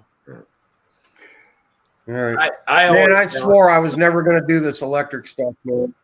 I swore I would never be the guy buying 15 LiPo battery packs, and here I am. Yeah. Full up with them. Yeah. Well, what the heck?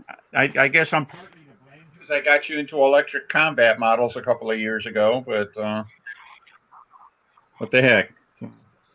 You did. Yeah, I'll tell you what, though, Mike, if you read up on charging. Okay, y'all can talk about something else. I'm done.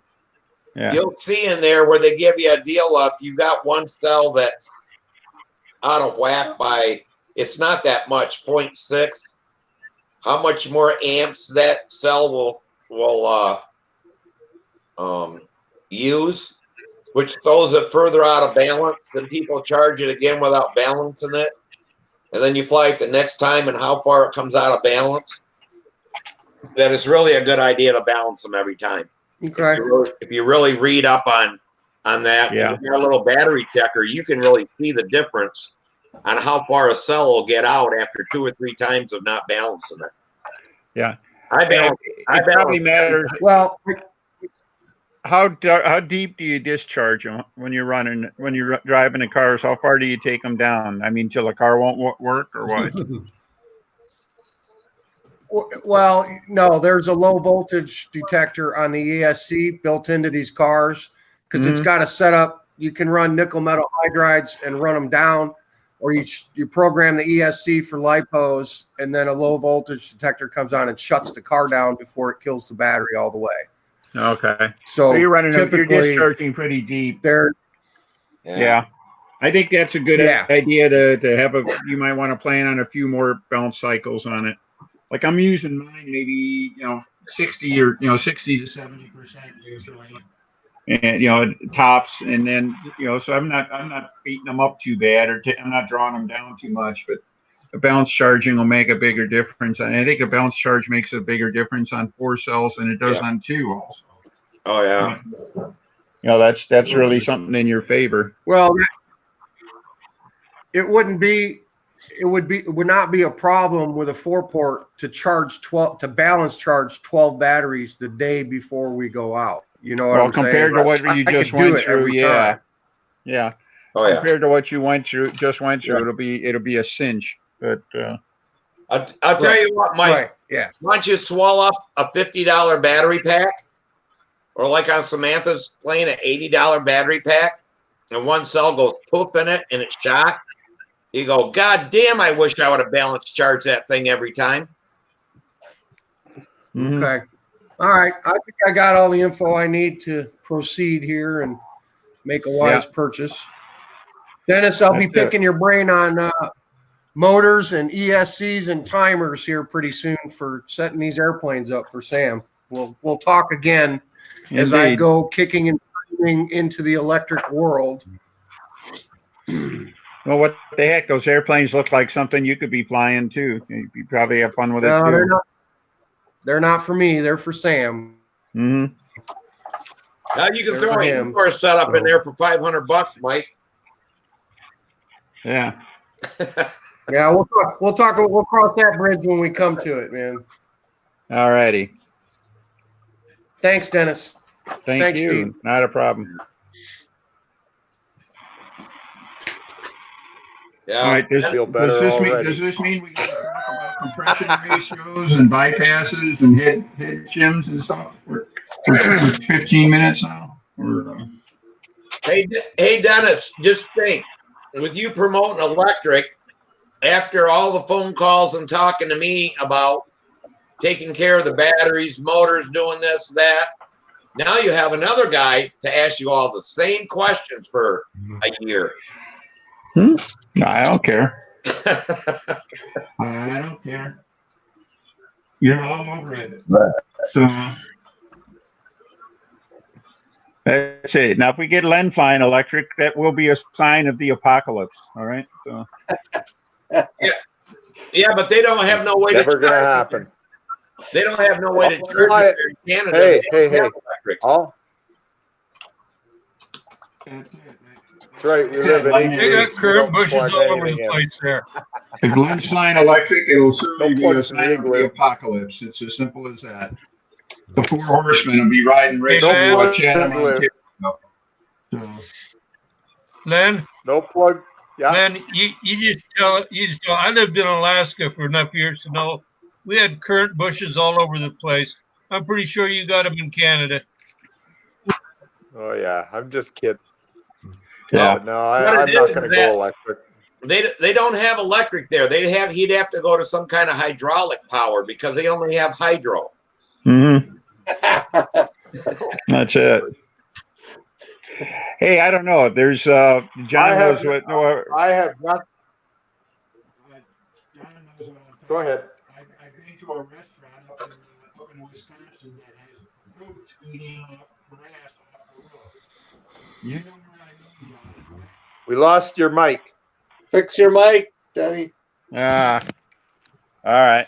Here There we you go go. again. We're good. We're good. All right.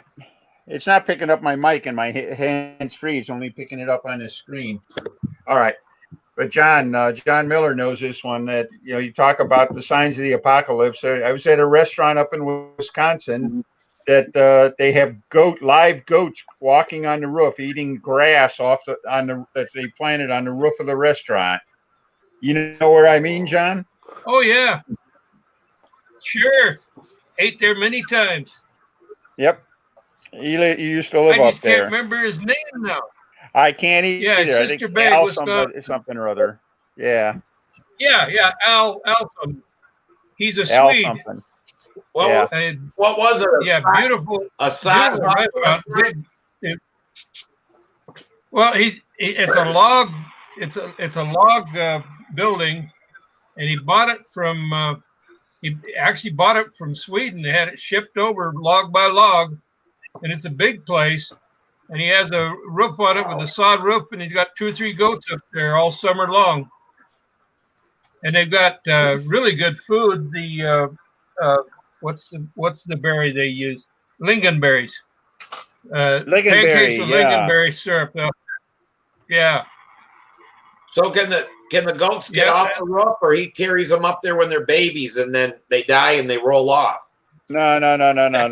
They bring them out in the morning. They bring them over from the farm, and they got a ramp. They walk up on the roof. They spend the day up on the roof, eating grass on the roof. And thankfully, nothing they do on the roof trickles into the restaurant, I don't think.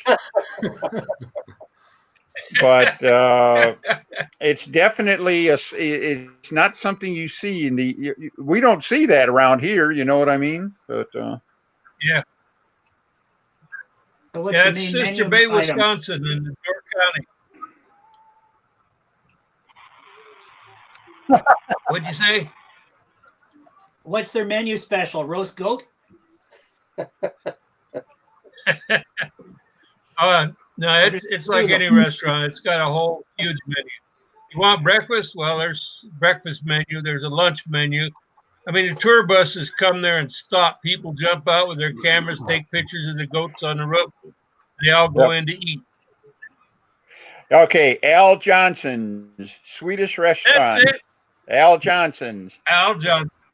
In Sister Bay, Wisconsin, which is in Door County, which is like a peninsula out in north of Green Bay. It stretches out into Lake Michigan.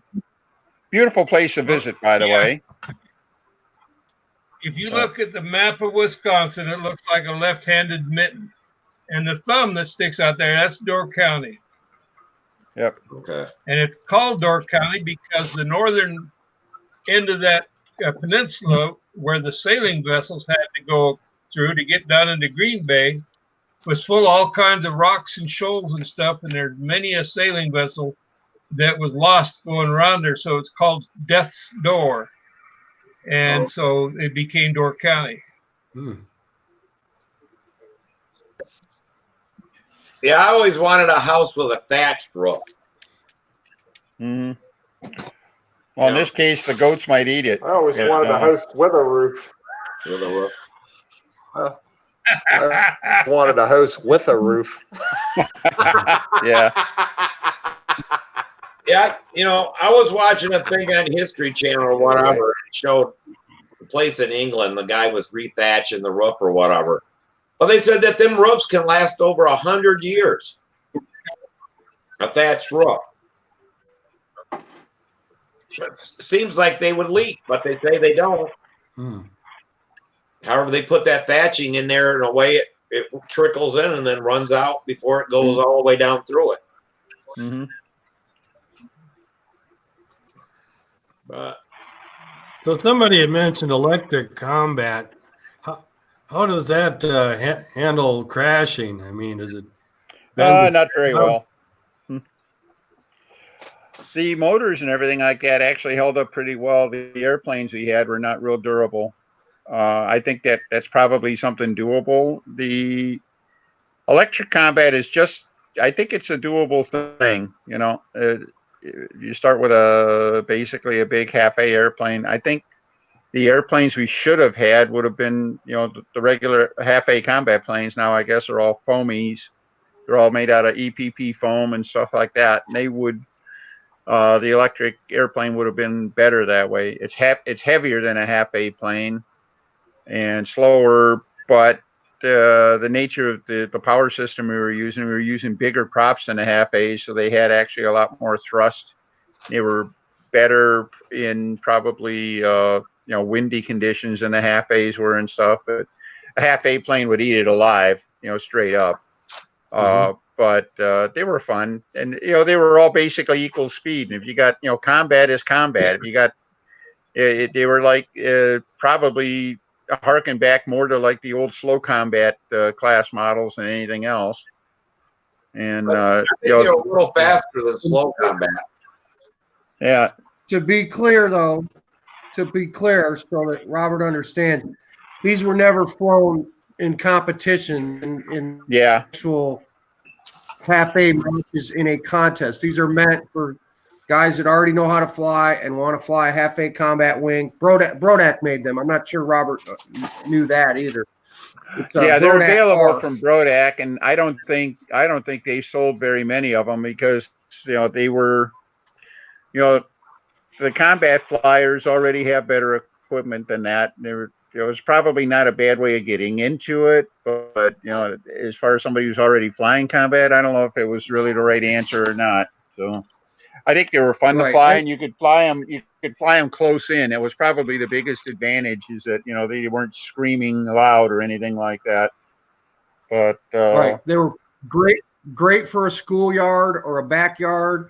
And I tell you, everybody that I let fly them, because you gave me those 4 prototypes to send out and around, and I sent one to California and one to Arizona, and then took one to the Nats, and everybody was flying it there. They were all like, wow, this is really cool, you know, but not competition worthy and not anything that would sustain a midair like we constantly do in half-A combat. But it's a good little package for anybody that wants to fly in their backyard or in their schoolyard.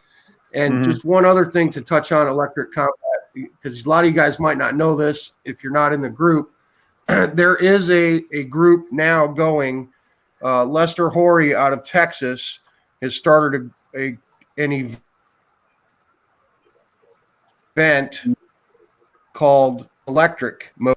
So they are flying combat, but it's like the old Warbird combat they used to do at Brodax. So it has to be a Warbird airplane, has to be electric, and they're limited to 75 miles an hour. And they do, I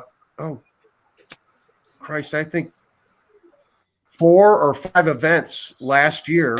And these are all F2D combat pilots and fast combat pilots are really getting into this warbird thing. It's the Mears brothers, basically, and the Texas boys that are all doing it.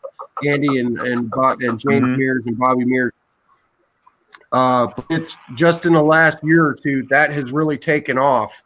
So they're doing foam wing, full fuselage, warbird type airplanes, and flying basically speed limit combat rules with those types of airplanes. Okay. And it's not an AMA event yet. It's just an event that local combat guys are trying to kick off around the country. They're trying to get more people to participate in it. And it's gentlemen's rules combat. This is not full on out for blood kills combat. This is gentlemen, don't track the other guy, and once they hit the ground, you're not getting them back in the air again. It's not like an IC motor where you can put a prop on and go. You're probably going to bust a motor mount off of the electric plane, or the battery's going to get thrown through the wing or something like that. That's the big problem, is figuring out where to put the batteries on this thing, because when they hit the ground, that battery goes right through wherever it's at, especially if they got them mounted in the wing. You mount all that weight in a foam wing, it's going to go. So, but there is some electric combat being kicked around right now, Robert. You can probably find it on Facebook if you look at the MACA page. If you're on Facebook, you can go to the Miniature Aircraft Combat Association and find the threads on electric warbird. I don't think frankly, what they're doing is they're going to figure out the problem. Somebody's going to find the silver bullet for mounting a battery and stuff like that. Yeah. They've done it. The Mears guys have done it with F2D planes too. There've been a couple of people, I think Chuck Rudner and some of them guys, Mark Rudner, even 3 or 4 years ago, started screwing around with electric motors for combat planes, for real combat planes. And I think they kind of just walked away from it. It was more of an experiment than anything. I don't know. I don't see it ever becoming huge unless FAI says we're going to electric combat ships, that, all the guys that fly F2D, if the FAI says no more IC engines, we're going to go to electric, that's going to be that'll be the catalyst to make technology catch up and happen. Yeah, if they did that, it'll catch up in a hurry. Yeah. Right. If the FAI mandated it, you bet. And that'll be the day I quit combat, because if I can't fire up a big old Nelson 36 and go 100 play. Well, it's okay, Mike. If they do it in stunt, it'll be the same thing for me. I won't be seen again. I'll be gone. I won't be flying. I'll fly my own stunt thing.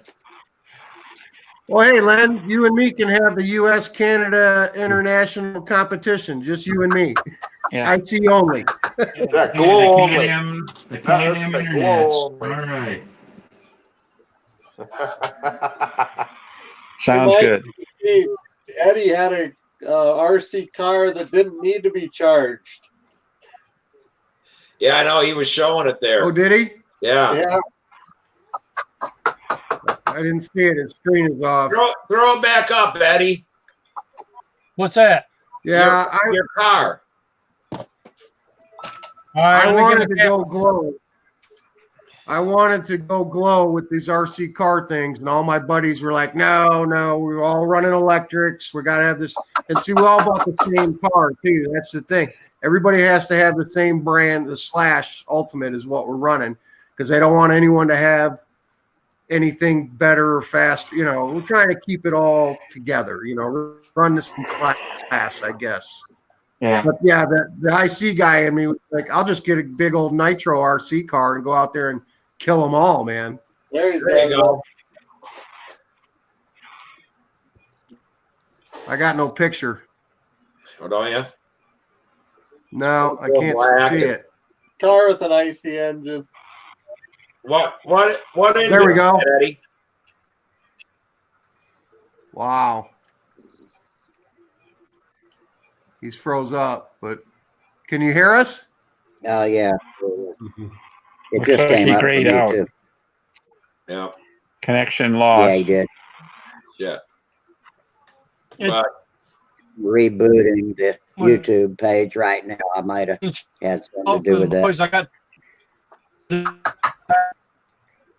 fire. Yeah. Oh, there he is. What engine's in that, Eddie?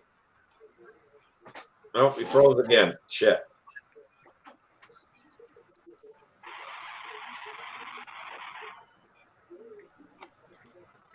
I really like them. Oh well. I tell you what, once you got castor oil all over them, Anyway, it's a red cat. And you run them in the dirt, they're hell to clean up. Brand, but it's a 15.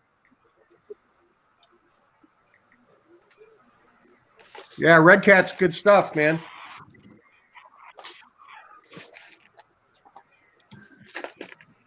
I like got it on a course Amazon on pavement. Them things just really haul ass. And they don't get so much dirt and shit sucked into the engine and everything else.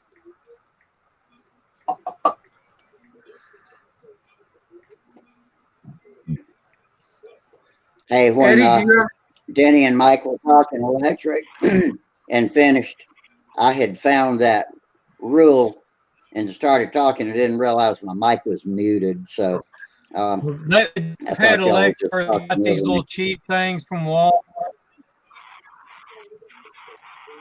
So what does it say, Rusty? I'm getting. So what? What I'm did getting the Eddie in rule say? first. I'll go ahead and read it. All right, read it. Okay, let me pop it back up here. It says, and I'm going to read an excerpt because there's a couple of things in here that look like they may be misprints, but this is the most clear. This is part of rule 11.2. Level for the purpose of precision aerobatics means flight along a horizontal plane perpendicular to vertical. It explicitly does not mean a consistent height above the terrain over which the airplane flies. The portions of certain maneuvers which require normal level flight elevation must be accomplished between 1.2 and 1 meters, or 4 and 6 feet, basically. The elevation reference shall be the height at the center of the pilot's circle. In cases where uneven terrain makes this impractical or unsafe, an alternate reference shall be determined by the organizers and announced at the pilot's meeting. That would mean if one part of the circle is sounds pretty 3 foot, above the center, then they'd have to move it up. And then give you a. That means that whatever level you're standing on, you fly straight out in front of you for level flight, no matter what the ground does underneath it. That was John's question, because he was following the terrain, and you don't do that.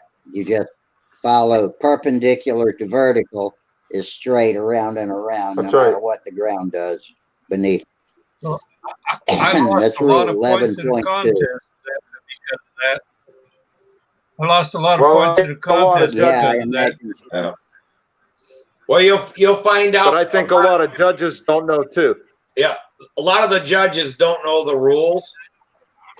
That one year when we were that's a problem. We were at the Nats, and on intermediate, a guy flew a pattern with he flew him out of order. Well, they marked him way down, and Samantha she knows the damn rule book so good, and she had to get the rule book out and show him that you still got to score the maneuver. You just don't get pattern points. So you don't lose a maneuver and lose pattern points, as long as you do that maneuver someplace in the pattern. It's scored. But yeah, all the judges are believing her. Say what? Another doesn't. time I lost. Another time I lost. Actually, I lost the ability. It was at the Nats. I lost the ability in advanced class to make the cut for the finals by half a point, and I had made my flight.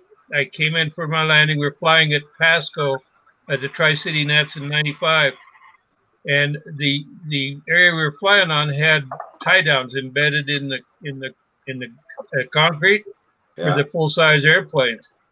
And I came down, landed, it's trike gear, so I landed nice and smooth. I did what I'd consider between a 38 and 40 point landing. But as I rolling out, all of a sudden I hit one of those tie down points, and it bounced me up into the air about 6 to 10 feet in the air, and I came down on the nose. I think I on the nose wheel. I think I mentioned this once before, and it bounced a couple times and it rolled and stopped. I got 10 points for that landing, and I accepted it because I didn't know the rule book. way. Later on, a couple years later, I read the rule book, and if your feet were inside the pilot circle, an obstacle should not count against you. Right. Same with grass. People go, right. I'll have to pick that up too. If you go to Brodak or whatever, you land on the grass and the damn thing noses up in the grass, they'll mark you down, and that is not right. The grass cannot cause. I agree. Stuff. I agree. That's happened to me too. You read the rules. You can't do that. I wound up getting 10 points for that landing, and I missed making the cut by half a point, which I would have really liked to have made that cut and gone on to the next day. Yeah, if I'd have known the rules then, I'd have got up there to talk with it. Yeah, there's something in the rule book that says the ground cannot cause something in the landing. It says if a nose over or anything is caused by something on the ground after you've landed, that's beyond your control, and that is not to be counted against you. Right. So they take your approach and your landing, you set out. I was rolling out after the landing. So the landing, all I had to do was wait for it to roll out. It wasn't like I made a huge mistake. Anyway. And there wasn't make any mistake. You were just waiting, and it shouldn't have cost you anything. Yeah, because you actually should get better points landing on grass than you do the pavement, because the grass will just suck you down and hold you there, nose it over or whatever. There is no rollout. You should get, as soon as that grass cause your airplane to do anything, that's the end of the landing. So what you did before that should be counted. It should be easy to get 40 points on the grass, but you never do. Yeah, well, that's because, again, not all judges know the rules. Yeah, exactly. It's harder to had even landing on a hard surface than it is on grass. Can you protest? Yeah. Unless you I had practice a beautiful landing. And then you go ahead, Len. Yeah, I had a contest even here in Canada one time where my plane nosed over right at the very end of the rollout because the grass was thick. Yeah. And my wheels kind of, again, right at the very end. And so the nose came up, touched the nose, and then fell back down. And the judge after said to me, he says, "It's a shame it nosed over." And I knew exactly what he was talking about. He docked me because of it. But it's too late. There's nothing you can do about it at that point. Well, that's where you protest it. Say, hey, these guys got to know the rules.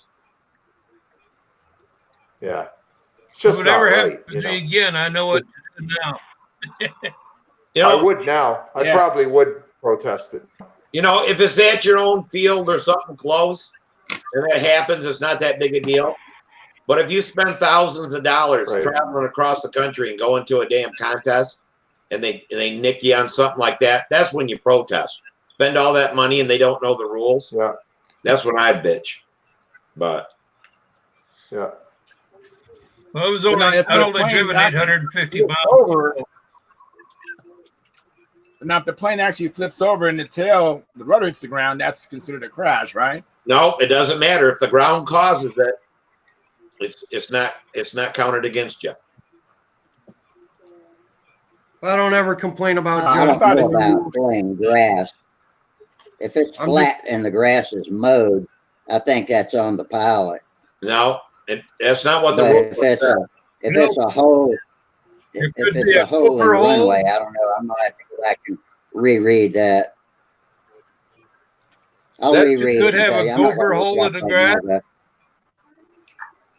Right. That's what'd you say, John? that's Could what have you a do gopher with hole in ants. the They got big ass a rock. cracks. They got bump. And if you hit one of I them on couldn't a hear you. takeoff or a Wait a landing, minute. they're not supposed to mark you down.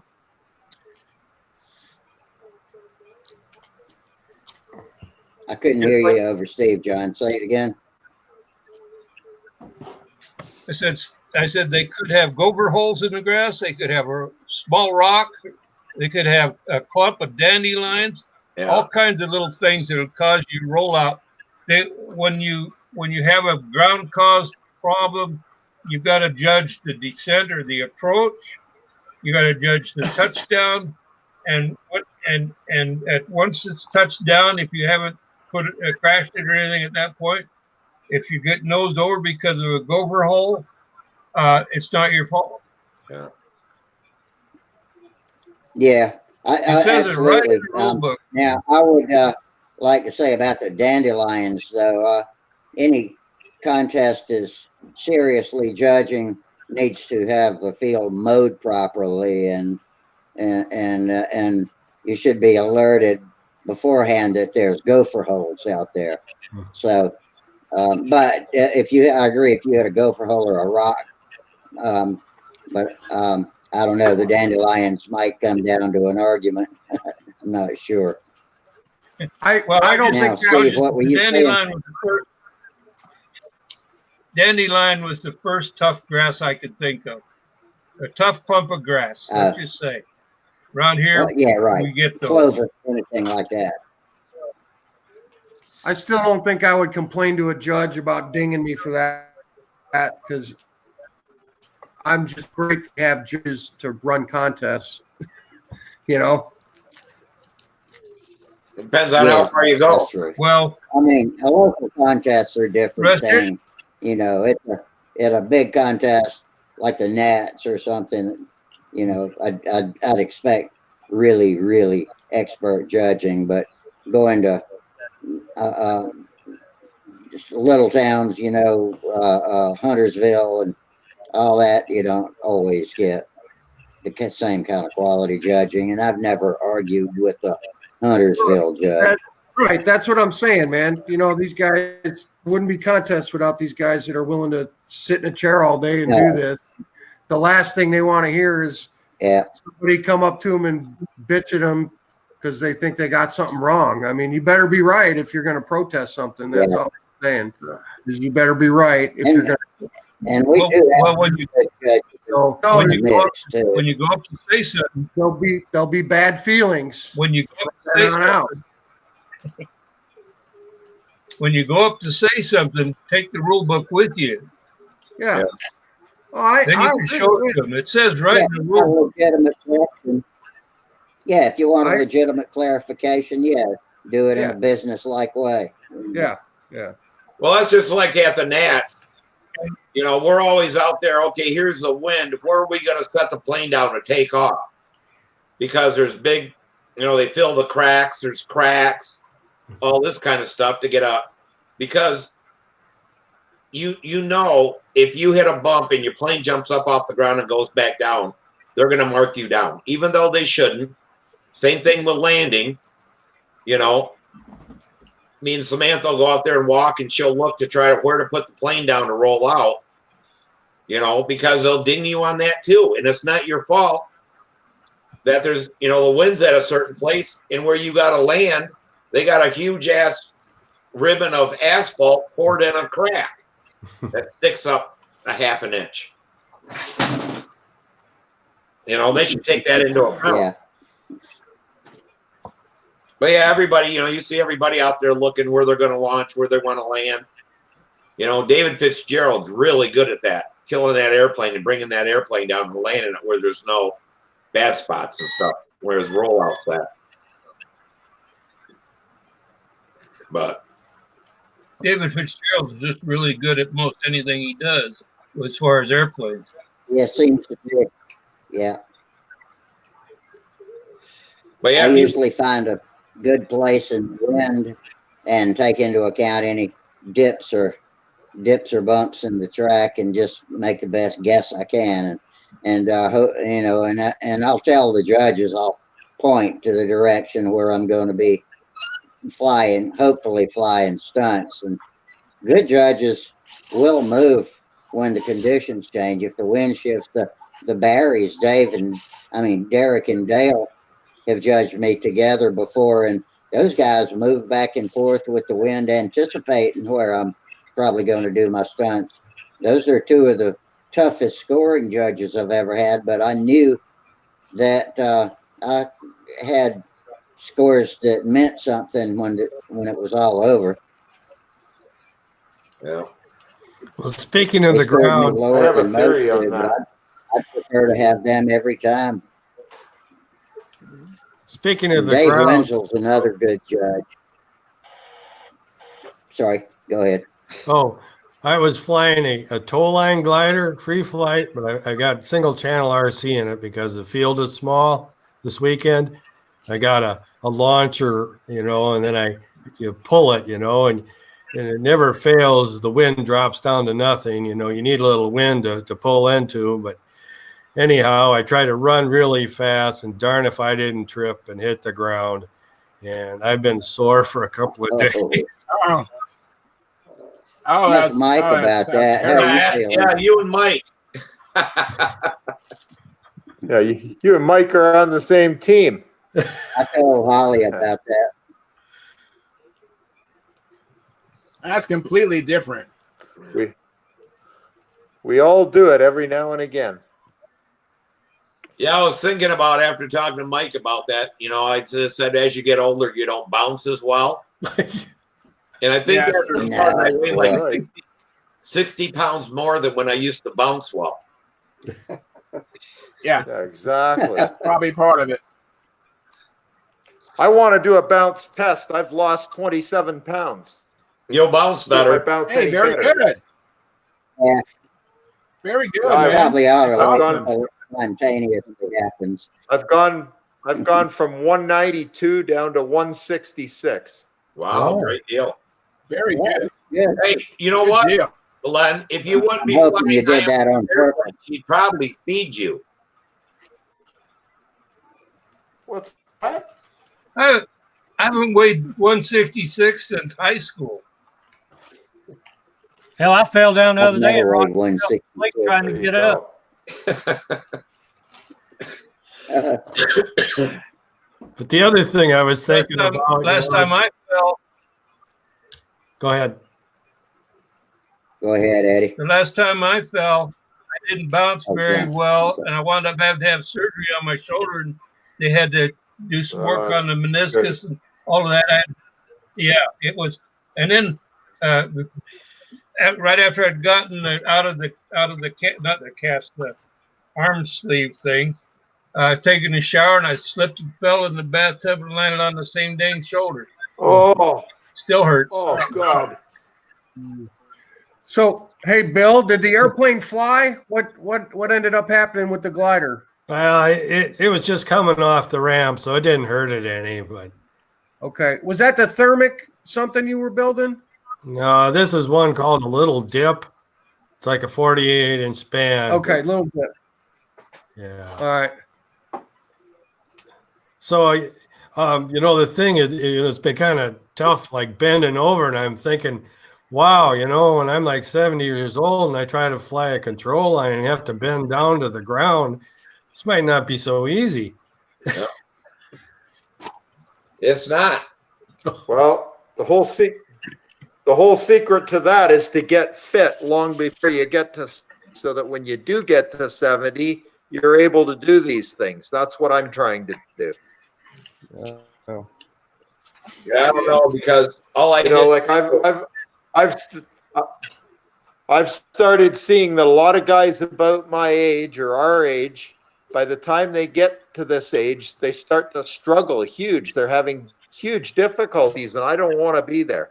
I just don't want to be there. It's worth it to me to eat healthy, get some sleep every night, don't drink as much, don't smoke as much, don't do any of that stuff if you can help it at all.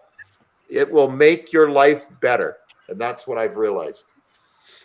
Hey, man, have you tried homeschooling 2 kids? Let me tell you. Quitting drinking, quitting smoking, getting a good night's sleep. It ain't happening, man. Yeah, but just Hey, think, I have to. just think how much I walked into a can of now.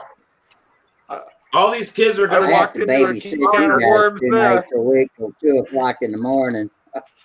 It takes me an hour to decompress after I sign off of this show. But all these kids are going to be so Yeah, calm you're down, right. Rusty. they're not taught by these dummies at public school. I mean, hell, all these kids are going to go back next year. Yeah, they might actually. Yeah, you're right, Len. They might actually learn something, Steve. Yeah, that's what I mean. They'll be bumped up a couple grades. I can't wait till some of these parents are teaching their kids how to do trigonometry when they never had it. You know, it's like when Samantha started taking trig and calculus, like I could help her. You know, it's like there ain't no way I'm teaching her, helping her, anything. I look at it as a bunch of gobbledygook. Len made a good point there. About being healthy. That was a good point you made, Len. Go ahead, about being healthy. Yeah. Oh, thank you. That's a good point you made. About being healthy. No, I just don't want anybody to think. I don't want anybody to critical because I'm not. Everybody has a right to live their life and do whatever they want. But for me personally, I decided recently that hey, I got to make some changes because I don't want to be in trouble. I don't want to get, and I still might be. I still may end up being very messed up as I get old, just like everybody else. But I'm trying to at least reduce the odds of it. Yeah, be a little proactive. Is not a bad idea. Proactive is not a bad idea. That's all I can do. Yeah. Everybody works. That's all I can do. Retirement, and then when they get to retirement, they can't do nothing. Exactly, and that's what I don't want to do. Right. Yeah, y'all was talking about falling a while ago. Yep. Last time I fell, I rocked myself to sleep trying to get up.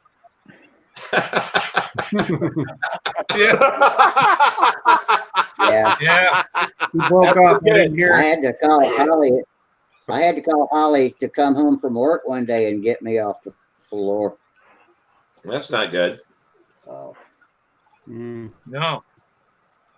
I know when I was in that tub, you know. When I was in that tub, I had a heck of a time getting up. I must be in a lot better shape. I couldn't hear you say it again. Because I always had friends helping me get up off the floor.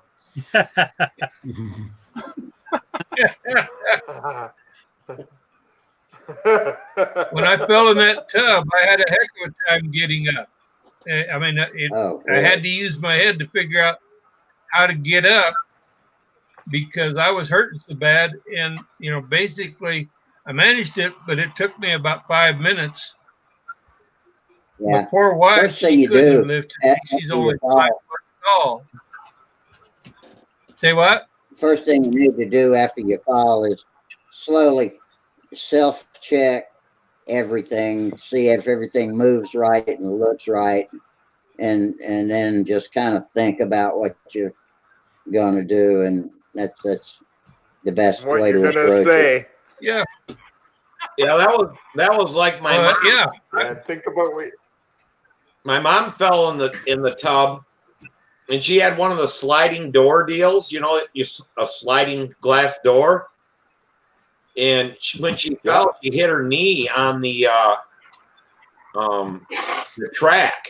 Oh. And just laid her knee wide open. Oh. Well, it hurt her knee so bad she couldn't walk. So she crawled outside, and luckily a neighbor was going by and took her up to the doctor and shit. They got it to quit bleeding. I mean, her house, it looked like somebody was murdered in there because she crawled across the floor and just dragged that blood through the carpet and kitchen. But she never could get up. Luckily, the neighbor stopped it. She'd never. Yeah, I mean, wow. I found out too. But you gotta do what you gotta do, though. I get hurt worse trying to stop myself from falling than if I just go ahead and fall. You know, Yeah. I grab a hold of shit and it falls on me, or I stumble and just hurt my arms and legs more than if I just bounced off my belly. Well, it's like I said last week, is that the week before that, somehow I hurt my back sleeping. Done that. I couldn't hardly get out of bed. I still sleeping. Yeah, I must have been trying to do jumping jacks or something in bed. I don't know what I was dreaming about. But yeah, I mean, I woke up. I had to pee so bad that I thought I was going to pee my pants. I couldn't walk. My back hurt. I'm sitting out of the bed trying to, I'm like, oh my God, either I'm going to fall down and pee my pants or something. But I actually made it in there and held it long enough. But yeah, so I don't know. Talk about sleeping and injuries and sleeping. I was a drywall worker. I did drywall finishing and hanging sheetrock and finishing it and all that for 40 years. Yep. And when I retired, I thought that was the end of it. Well, it's gotten to where now I dream about working. I mean, I'm finishing a house. I'm doing this. I'm doing that. I wake up tired in the morning. How's the pay on that, John? You've been working all night. Yeah, the pay was real good when I started. I'd been working as a draftsman. This was in 1960. No, I mean, how's the pay? I was getting paid good. How's the pay after hours at night? Oh, you mean how do I feel after, or the jobs I do on the side? No. Oh, the pay. How much money did you make after you dream? No, it's I wake up with a sore back and tired. And no pay. Yeah, you can do drywalling all night. But the cat loves me. The dog loves me. I bet. Hey, I got a question for you, John. And it's not airplane stuff. Okay. In my house, when they did the drywall stuff, they stomped the ceiling. How do I seal that now so it won't soak like 8 gallons of paint per room? What do you use as a sealer? You get some PVA sealer. You can buy it at Lowe's, Home Depot, any place where you get paint. It's a PVA sealer, and you rinse yourself, if you know how to use one. You rinse yourself in airless, and you cover everything up, and you go in and you spray it with an airless. That way, you're not fighting with a roller trying to roll it. You get it done. You're a ceiling and a single ceiling in a room. You can be done in 15, 20 minutes actually spraying. Take you longer to get things ready to go and clean up afterwards. Oh, okay. Yeah. Then when it's dry, then you paint your regular paint on there, and it doesn't soak it up. That's right. Yeah, it was like one time. Well, the last house I had, the same deal. I decided to paint the living room, dining room ceiling. Stucco, yeah. Figured up square footage. Got me 2 gallons of paint. Got my dad over. We painted the whole thing, and it looked like shit. So I went down and got 2 more gallons of paint. We painted it. Looked like shit. I used 9 gallons of paint to get that damn ceiling.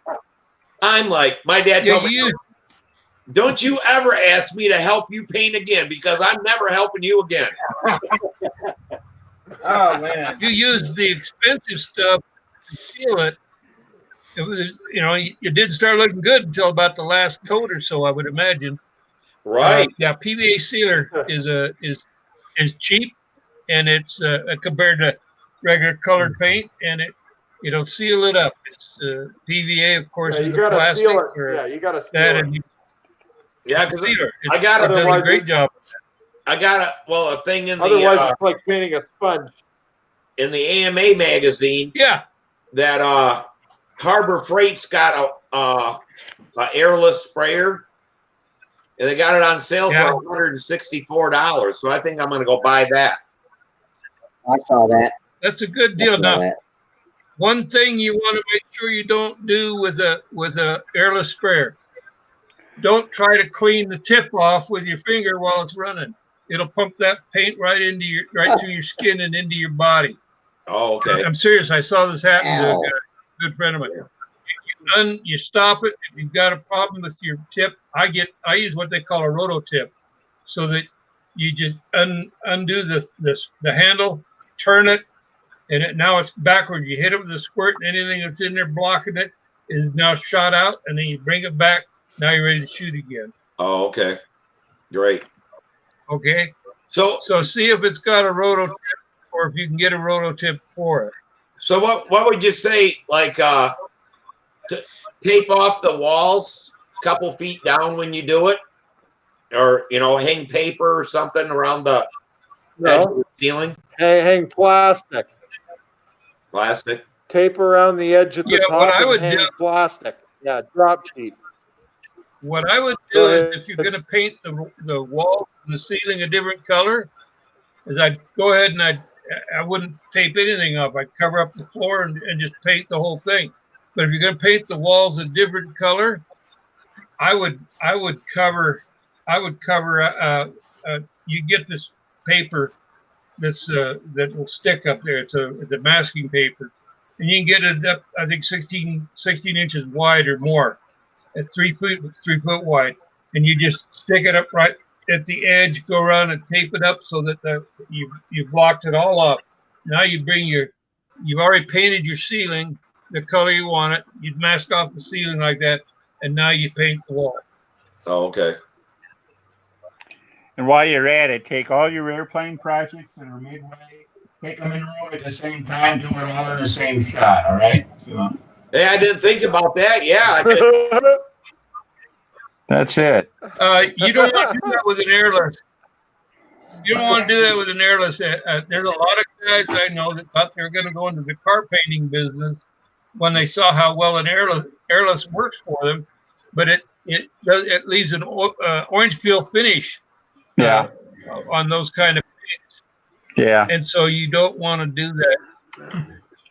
I did read an article about scale guys. Your mic's cutting out on you, Dennis. Your mic. Yeah, people are using the false latex paint on their RC Giant scales models, because the paint's really, really high quality, and they can get color match chips on for any number of scale colors and stuff like that. The paint's not glow fuel proof, but if you're running some of the gas engines or electric, it don't matter. Yeah. And the paint itself is durable and easy to match and easy to patch and stuff like that. So that's what Bob Hunt told me, that on electric planes these guys are using latex paint and it's super light. Yeah, it's really high quality, high coverage. So I use Rust-Oleum water-based paint. You can get it up to pint cans at Lowe's and Home Depot, a place like that, and they come in various colors. My Pathfinder LE, the yellow one, all that yellow is water-based Rust-Oleum. Wow. And it's nice because it goes on. It goes on nice and smooth and easy. You can load it up and add weight if you're not careful. But I mean, it's compatible with the dope. Everything you do, dope and as far as the fillers and things like that, before you put your color coat on, it's compatible with the dope. And once you get it done and you get it trimmed out the way you want, you can then spray it with the clear dope, and it's compatible with the clear dope. So that's how I did my Pathfinder LE, and I'll probably do most of my next airplanes the same way. Well, I wish Tom. I like it because you can use water. Yep. Tom Creasy does water base and then covers it with dope. And he's doing a whole paint job on an airplane, and he's doing it like 2.5 ounces by doing it that way. It's so much lighter. Awesome. Yeah. You what's he use doing? your head on dope? He's spraying dope over latex paint. Yeah. Yeah. Basically, yeah. That's And he's- awesome. Well, what he does is first he lays it up with, silk span, whatever. Then he. That's right, in dope. Okay. Then he covers it with latex, and then he clear coats it. Yeah. I mean, he used to get on here all the time and show his airplanes, and I mean, they're beautiful. And he was using. I'm gonna try it. That's a great idea. He's using that paint from See, I wa- Walmart, and he said that he was painting a whole airplane with color for $3 or something like that. It was just crazy cheap. Mhm. Yeah. Yeah, the dope. See, I want to clear build a coat costs more Spitfire than next the year. color. But I'll tell you what, don't use this stuff from Yeah. Hobby Lobby. Let's see that closely. Okay. I can't read. Hold it still. Createx. Create. Oh, This Create, this has okay. no coverage. It just has. I mean, we tried to paint with that, and it's like we hit it with like 4 coats, and you could still see through it. It don't work worth a shit, that stuff. And hell, I got all kinds of money in it. Like this little thing of reducers, $14. Each one of them colors are like $5 a piece, and this one is they're all $5 a piece, and they don't work. my That one's Wait a minute, $6, Steve. I man. my couldn't good read. friend. Steve, was that auto air colors? It's It's people painting like plastic models and shit like that. Yeah, I've read nothing but good stuff about that. So That Createx, yeah, isn't that the stuff that Randy Powell uses? I thought he was using auto air colors. well, it may be a different House of brand. color. I got this because of what Tom said. So it's an airbrush paint, that's latex. So I'm like, well, it's latex airbrush paint. It'll work good. It's got no pigment in it. Yeah. It just doesn't cover. Mhm. So if you get one, I would buy one bottle and then try a little bit, see what the coverage is before you buy like I did. Exactly. Go and spend $40 on it, and then it's like, oh shit, this don't work. Mhm. One of the best coloring systems I've heard of. My good friend Pete Peterson, who moved from here, Salt Lake, to the Pacific Northwest, to Tacoma, Washington, and he flies out there now. But he was using House of Color. Now, House of Color doesn't have this anymore. But all he had was he had the color, and it was compatible with dope. And he would mix the colorant into this dope, and then he'd spray that, and it's very light, and he got very good coverage on it. I'm sure that you can go and buy these colorants, because we used to buy it in a drywall business to color plaster as we mixed it up. But anyway, getting back to the subject at hand, he would use that. He'd have some of the most beautiful finishes. He liked yellow a lot. He would cut the yellow to the point where you could still see through it. And that's how he liked it, was to have that semi-transparent. But he could get it solid if he wanted. Anyway, the idea is that he mixed it into clear dope. He did not have to have all the different colors of dope. He just had bought gallons of clear and mixed up what he needed and painted his airplanes that way. I got a buddy he's an automotive painter, and he's trying to get me. He said next time they do a car in water base, he says it works really good. But a lot of people still aren't. I would think so. So he's going to get me a little bit because I would think so. A quart of it's so expensive. I don't want to buy it and not like it. So I told him, I said, just get me an ounce of it, and I'll throw it in an airbrush and try it. But he hasn't got me any yet. I'd like to hear how that works out. But yeah, the auto stuff is supposed to work really good. And that's what like if Randy Powell uses it, that's automotive. Well, water-based paint for a car. But my buddy said it works great. and he doesn't have to suit up in the fresh air suit and all that kind of shit to paint it. Just a mask, and it's non-toxic and everything else. And he says it lays out. Try that. Oil base. Try that water-based Rust-Oleum. It's an enamel. Actually, it's not a latex. It's an enamel. Try that and see what on something and see how it works for you. Yeah, I'll try that. That's what I've been using. Yeah.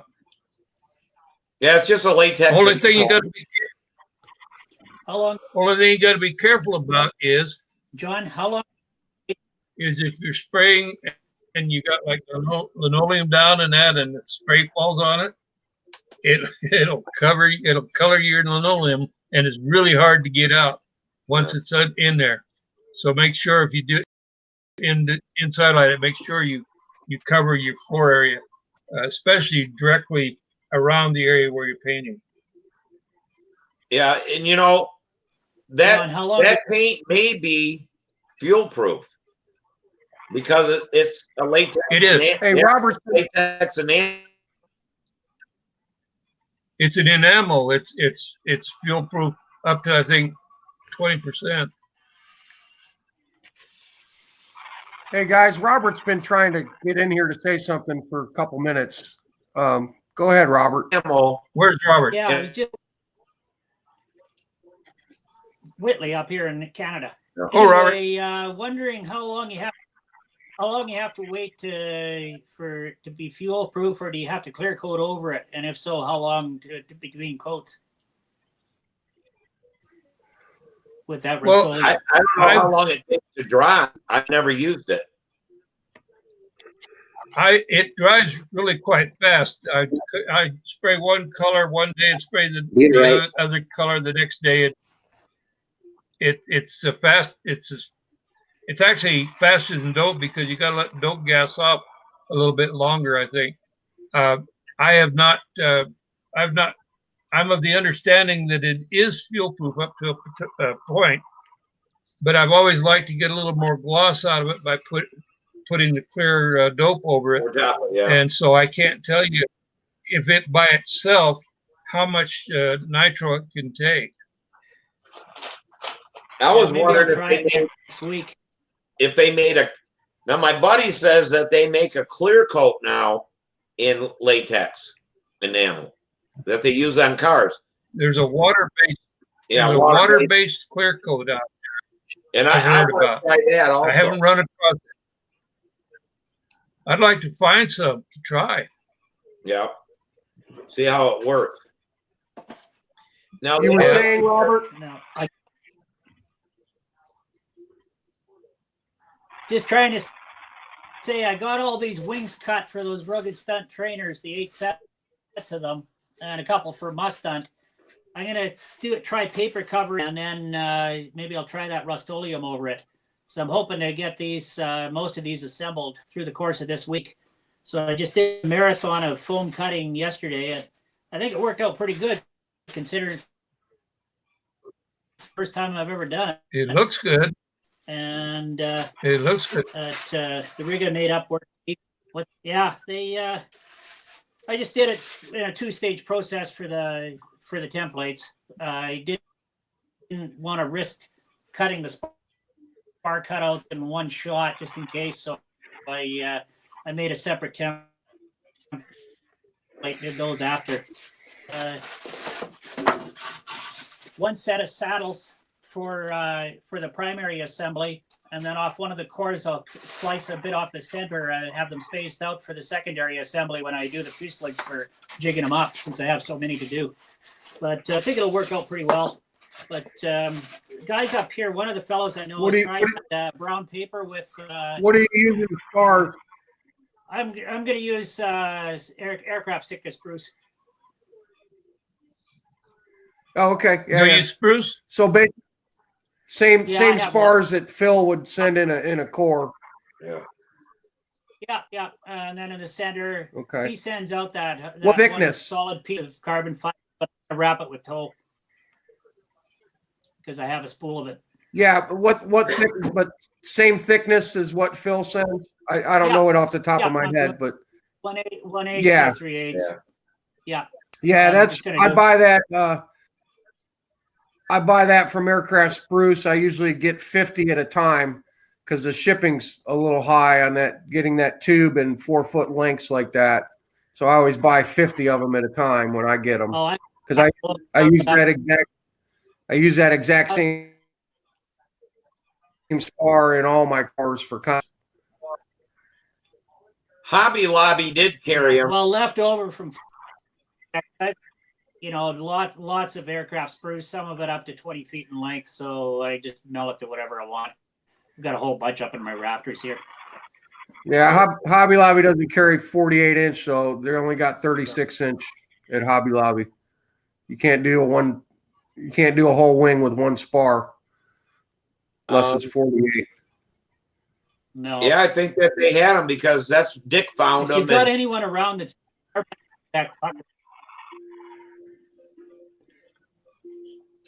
yeah, Mike, you're tied into the I think they're a buck a community piece down from there. Check Aircraft. with the guys. Well, they're only a buck a piece from Aircraft Spruce. I think it's 25 cents a foot. So, you know, a buck a piece isn't too bad. No, that's cheap.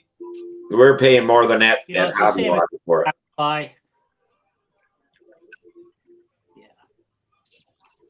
Same with aircraft ply. If you get together with a few buddies and just buy a whole sheet from Spruce or somebody, rather than those little waste of money pieces in the hobby shops. Yeah. Yeah. Yeah. And you say that's Sitka spruce, Robert? I've been to Sitka. Certified Sitka spruce is what. That's the one place in Alaska I went to was Sitka, Alaska, and they got a big pulp mill there. I know that they make a lot of paper there. Now, Sitka spruce grows all down the West Coast too. It's just as the principle was I'm sure it does, Sitka but- Bay actually. Yeah. Guys, Hey, I'm guys. gonna call it a night. Yeah, that's what I'm saying too. It's 12:30 and I'm out of here. All right.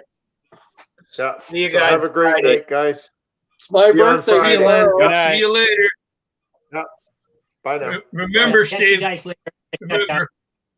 I got mine. Thanks, Okay, guys. Steve. All right. All right. See ya. Good night. John, you look like the Frito Bandito. So. Say, looks that good, huh? Yeah, Better wear it more often. I guess. These are actually pretty good. You know, they're that except my ears. Hmm.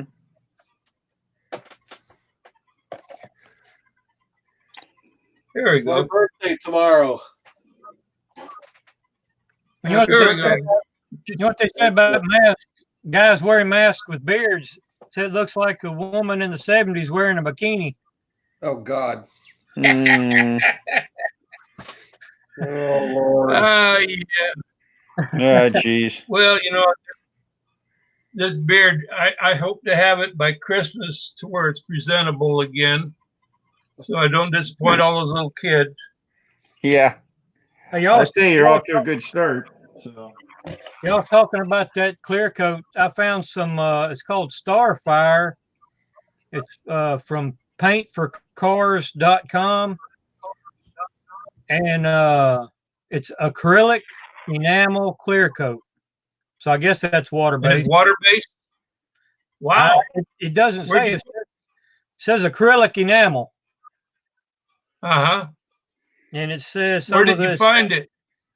It's at paintforcars.com. Hmm. It's $55 a gallon. Yow. Yeah, it says show quality gloss and easy application with fast dry times. Can be combined with acrylic hardener for even greater durability. Excellent color retention and fade resistance. outstanding resistance to diesel fuel and gasoline, sprayable using conventional or HVLP equipment, provides excellent protection against chipping, can be used with virtually any acrylic enamel, single stage paint mixing ratio. So I get, but $55 a gallon, that's kind of high. That sounds like a two-part paint, though. You know, you're mixing a hardener into it. It sounds like it might be an epoxy. It said you can do that for extra protection. So it's not necessary. I'll see you. We'll see you, Mike. Good night, Mike. I gotta go. Yep. Well, it'd be interesting to learn more about that. The clear coat. The diamond coat is another one that I want to learn a little bit more about. That's one I looked up, and I've got it in my so I can find it fast, but I can't do it right now. But I don't know what it costs. But the thing is how much does a gallon of dope cost now when you get it and the thinner and get the shipping and all that on it here? I imagine you might be pushing pretty close. The one I'm looking for is the one where I get to thin it with water, and so all I have to do is buy the one pan or bucket of clear coat and put it on. Easy cleanup. I know it's out there. I just haven't found it yet. Hey, Denny. Yes, sir. Got a message from Dave.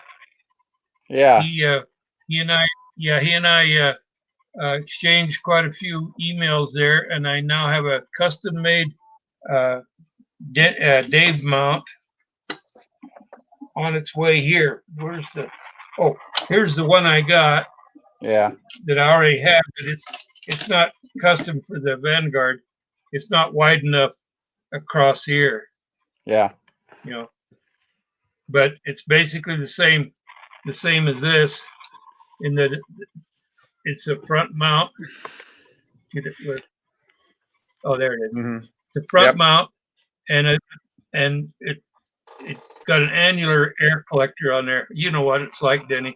Yeah. But for the other guys, it collects it. The air comes through here, gets right on the motor, and I've got it sets up so here's where your fuselage sides come in and glued right here, and as you can see here, see that little slot area there, right there.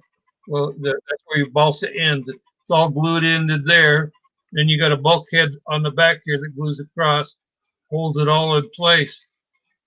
It's a super little mount for electric. It really is.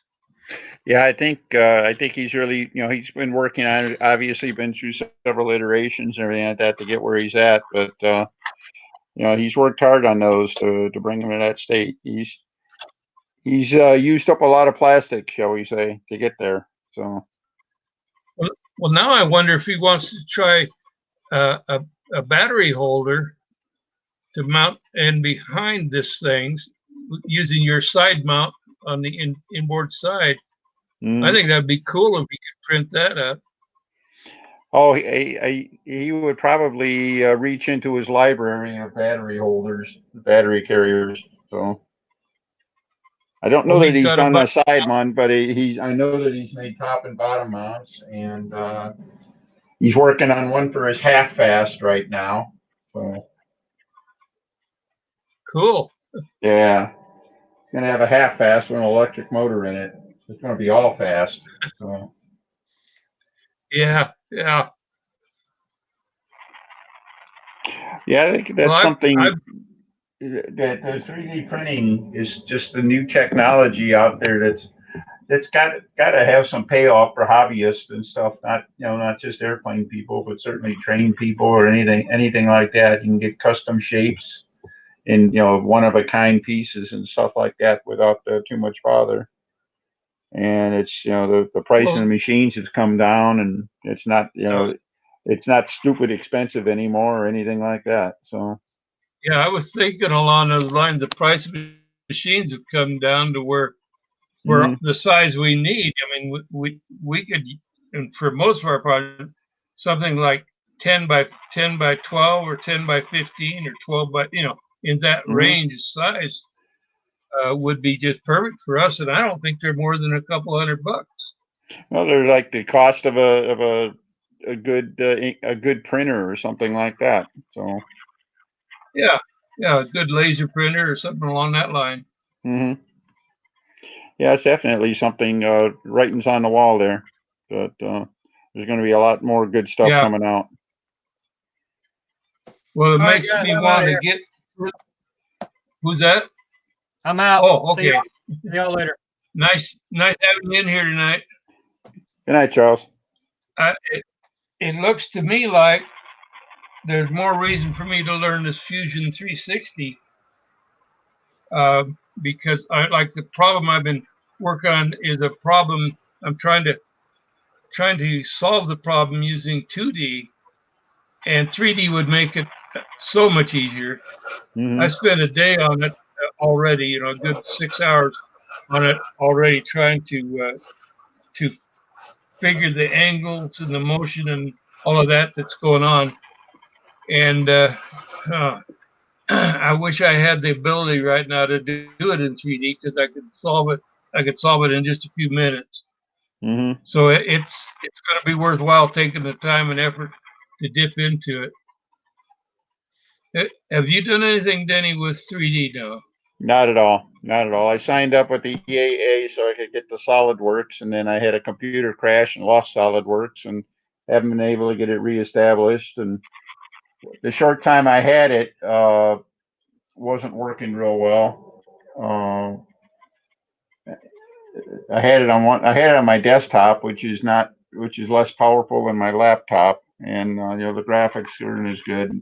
One thing you need with 3D is you need a pretty good machine. You need a better computer than just a garden variety stuff. So yeah. Well, Tom, I know you're computer literate in the drafting end of it. Have you done anything 3D recently? I haven't myself, but all the mechanical guys where I work, they use Creo and do 3D in Creo. Okay. But that's I've never heard of that one. That's a very expensive program. You have to pay thousands of dollars per seat, and it's more for companies. That's way out of my league. Yeah. What I liked about Fusion the most was the fact that for hobbyists it's free. That's a good deal. Free is good. I can afford that. Free is good. I can afford it. Yeah. No, all the drafting I've done drafting in AutoCAD, but it's all been 2D. When I took the course, and this was way back on release 12, there was a little bit of 3D available on there, and they taught us on it. We actually went through some projects, but it was tough working on it. And I was told the way to go was with what's the one you had there, Denny? Craft site? That you got from the EA? SolidWorks. SolidWorks, yeah, okay. I was told, 5 or 6 years later that SolidWorks was the way to go. But that's another proposition where unless you can get like through the AA, which is a good deal, it's an expensive proposition for a seat. Yeah, it's a couple of grand a year, for a single license. It's not something. It's not even something a hobbyist can think about. So. That's right. But that's what I liked about. I guess it's pronounced Dassault, who is the owner and creator of DraftSite. and also of Fusion 360. Mm-hmm. I think they realize that the hobbyists can't afford the seat like a business can, but they want to get it out there and get people using it, because if people see what can be done, they make it, they'll actually sell more over a longer period of time than they would if they didn't. So I jumped on it because somebody told it was free, and I just wanted to see if it was. And by golly, it was. It wasn't that hard to get set up and put on my machine. Now the two manuals that I bought, they weren't cheap. One was like $27 and the other one was like 37, 38, 39, somewhere in there. But these are the same kind of manuals that you'd get, if you went to take it at the community college or at a college course. You might be working out of one or the other or both of these manuals.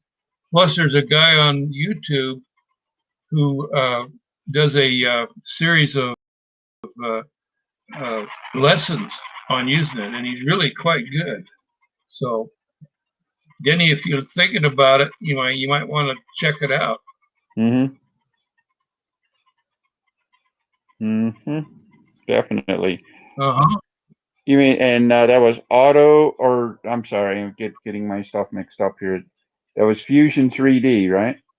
360. Fusion 360. 360. Okay.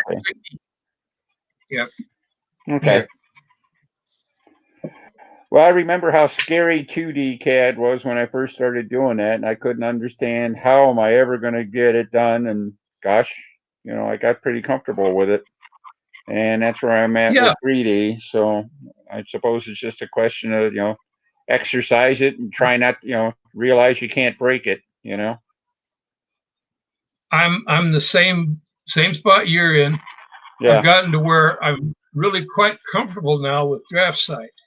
Mm-hmm. It's once I found out a few things, it's just like using AutoCAD. So if you're trained AutoCAD, there's no problem making a switch. Or once you understand a couple little things, and actually there's a couple things that I think are actually better to, like, I didn't have the latest AutoCAD, but I had 2002, which was head and shoulders above the Release 12 that I was trained on.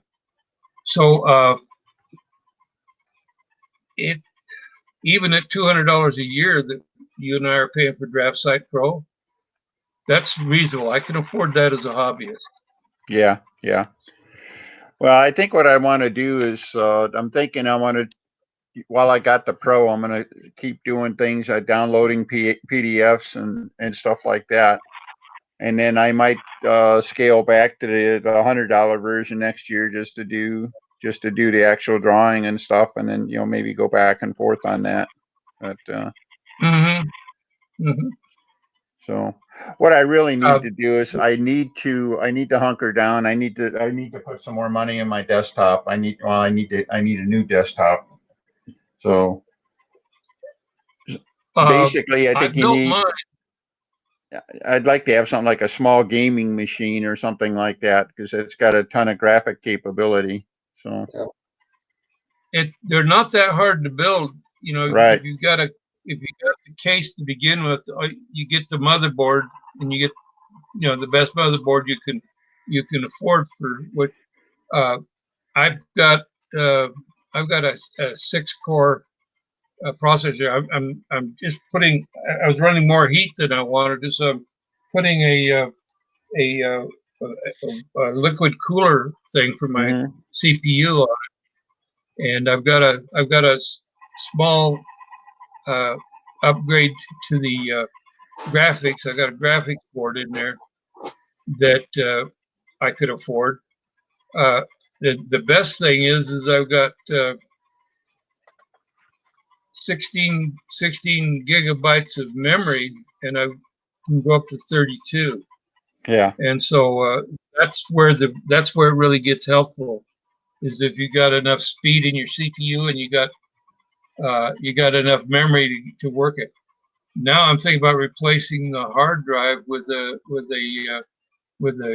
SSD, a solid state drive. I'm not boring people. I hope I'm not. No, that's what I have. I've got a solid state drive. I've got the graphics card cost almost as much as the computer, Mm-hmm. and an 8-core. You got a good graphics board. Yeah, I've got the 20. What was the best one 3 years ago? The 128 or 1028? You got me on that. I have The thing I'm trying to convince Dennis of is it's not that hard to build them. You can't plug anything in the wrong way. Well, I built a couple of PCs in the past. They used to have a monthly computer show. My first serious PC, I literally built it 1 month at a time. You know, I bought a case and a motherboard. I had the thing working, and I had parts from my old Packard Bell in it. Well, I started swapping those out for upgrade, and buying a piece or two at a time. And I had a blast with that thing, and it was really fun to build. And then I did another one that way, where I started at a little higher point. Then they stopped doing the monthly computer show. So, geez.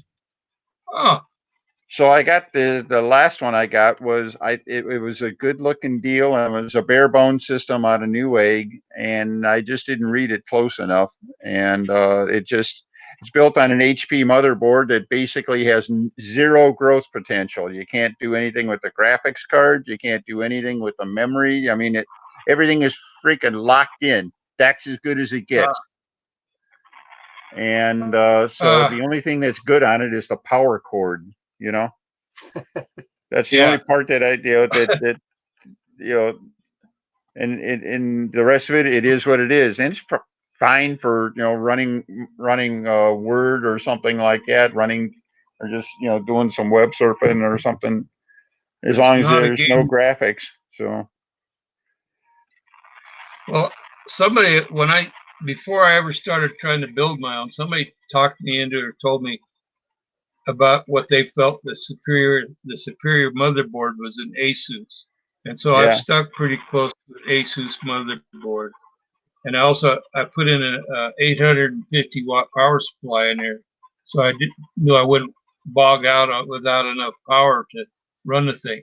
I'm not sure that I got an AMD processor in there, so I ordered the board with the AMD processor. The problem is I'm not sure that a 6-core is the way I want to go. I built one and used a quad core, and I love the darn thing. But somebody talked me into trading out my quad core for the 6-core. I think they didn't like the 6-core either. It just creates too much heat, in my opinion. Mm-hmm. But an 8-core would be more along the lines.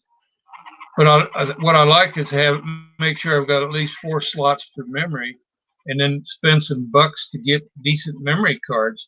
Yep. If you get 8 gigabyte memory cards, you put 2 of them, you got 16. You put 2 more, you got 32. And a decent, if you could afford a top end like Tom did, for a graphics board, that's great. But even a mid grade graphics board will be better than what you can get off of the motherboard itself. And that's exactly where I'm at. So, yeah, I got a what should have been a middle of the road kind of graphics board, or plugged it on in, and the sucker just wouldn't recognize it. It just did not work. I was so disgusted and disappointed. I did do the other thing though on my laptop and my wife's 2 laptops. I got SSDs for them, and you can't say that I noticed a screaming difference with that or anything like that, but it does seem, I suppose, generally just a little quicker and a little more stable. And they're cool and everything like that. Quiet, whatever. So, well, now these solid state discs are so much cheaper now than they used to be. 6-7 years ago, 100 gig SSD was like $300, $400, $500. Now, you wouldn't even look at 100.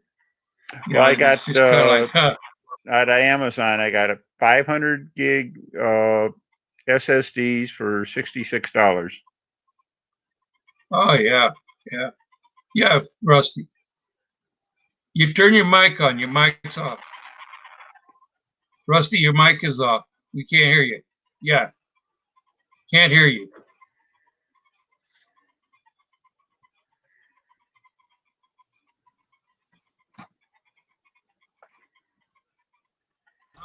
No,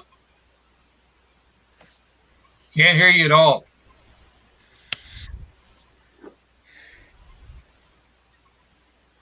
Try going out and coming back in, Rusty.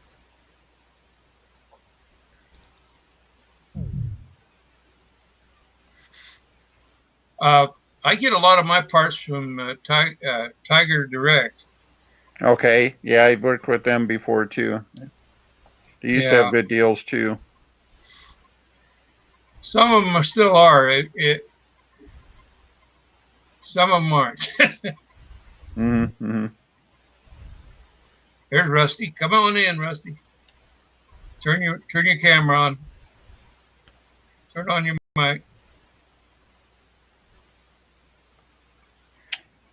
Okay, you there? Can you hear us? Rusty? Can you hear me? You're there. I can hear you. Yep. There you are. Okay, good. All right. My question was, what brand name is the gold standard for SSDs these days? I got Crucials. Crucials are good. Okay. Yeah. What have you got, Tom? I forget. Let me see. I got one here, I think. I think SanDisk is what I'm using. SanDisk is good. Yeah. That's an old name. Yeah, I know that. What about Seagate? That is probably not a good one, is it? No, Seagate's are okay. They're used all the time. Okay. Yeah. All right. My son talks badly. My son talks badly of Seagate. That's the only place I've ever heard it. That's, in fact, I've got a Seagate backup drive.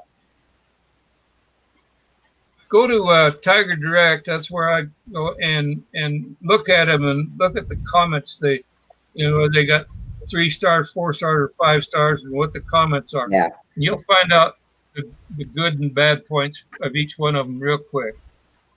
Yeah. Okay.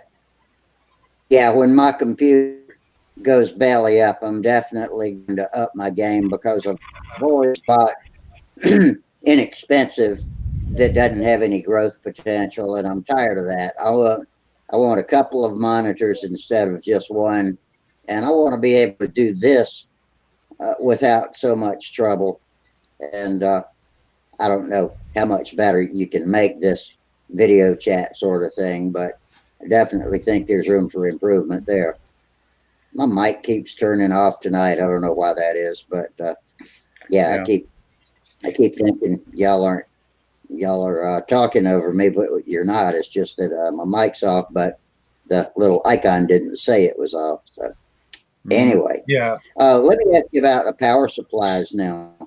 This computer I'm using has an AC adapter that plugs into the wall, and a real thin wire that plugs in with something that looks like a electric screwdriver, a cheap electric screwdriver tag from the back, and that to me says anemia.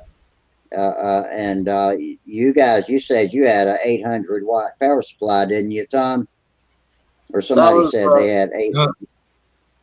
But that ain't going to run on a little thin wire. That's got plug. Mine's 850 watts. Is it? And I got it because I didn't want to run out of power because I built basically a heavy duty gaming machine. And I just wanted to, I didn't want anything to come crashing down or anything because of the lack of power.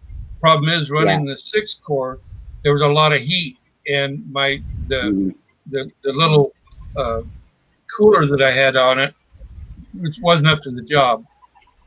So I've got it all down over there. I haven't used it for a while. It's been down. I've been trying to get the shops set up to go. I've got the I water. remembered when I bought this computer, it had a pair of cooling fans in it, one directly on top of the CPU and one directly out the back. The one from the CPU wasn't even plugged in, and there was no socket anywhere on the motherboard. I had to finally got some guy somewhere in Europe that could figure out what motherboard I had and told me where the plug-in for it was, and so I plugged it in and turned on the CPU fan. And I can't believe that. That was pretty piss poor. And this is an HP computer. HP, And yeah. Yeah. I Don't get bought me it started. 5 years ago. Yeah, I'm not crazy. I've got a couple of HPs. I'm not crazy about them at all. It's like never again. So The thing with computers are, you buy something this year, and already 6 months later, it's starting to become antiquated. Oh yeah, And no problem. Develop software that you need that won't run on it because it's too anemic. Yeah. Yep. Like my laptop. That's what I'm using right now. Is an Asus laptop. I bought it from Tiger. It was refurbished, so I got it for like $200. It has been going for me now for 7 years. 7 years? Yeah, 7 years now, and it's gone well. But I know that there are better ones out there. That's why I want to get my desktop. Actually, it's a tower. Get my desktop tower. I've got I don't know if you know what an Antec case is. Any of you heard of an No, I don't know Antec that. case? No. Oh, that case. It's got a 200 millimeter fan right on the top that pulls the air out that way. It's got Straight up. It's got Yeah. 2 fans on the back and 2 fans on the front, and 1 fan was on the CPU. It was to run cool. It just the 6 core just made more heat than it could handle. Using air. Anyway, I'll get this thing built back up again, but I'm already looking at new motherboards. The new motherboards have got so much more capability than what the one I have, and it's an Asus motherboard that I probably will start collecting parts during the next year over and over. I don't know if I'll get another case or not. I like the Antec case a lot, and I don't think they make them anymore. Mm-hmm. Well, I think it sounds like it's well equipped for cooling, so or at least for moving air. Those power supplies the power supply might give out if you don't upgrade or if you don't get a new case. That's the worst thing about them. I got a shelf in the shop full of dead power supplies. The power supply bolts right in and out. It's really quite easy. I know. And it's right in it's got air blowing right on it to keep it cooled down. But 850 watts is a lot of power.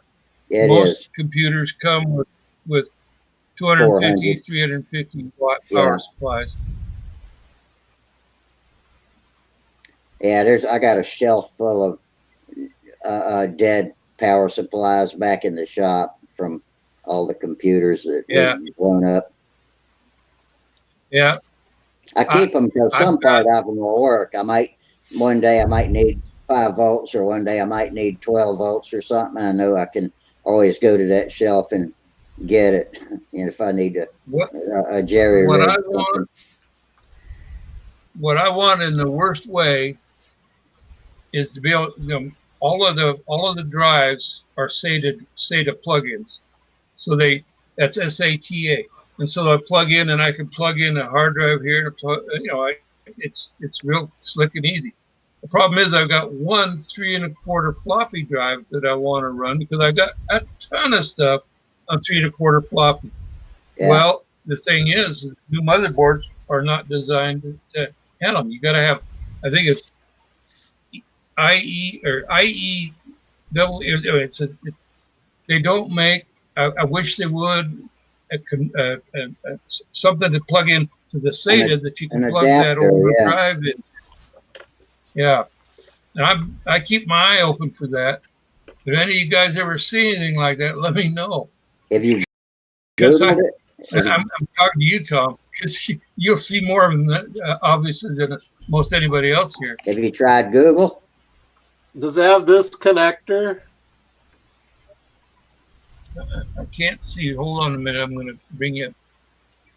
You were showing us that on Friday I night. think it does. I think it does.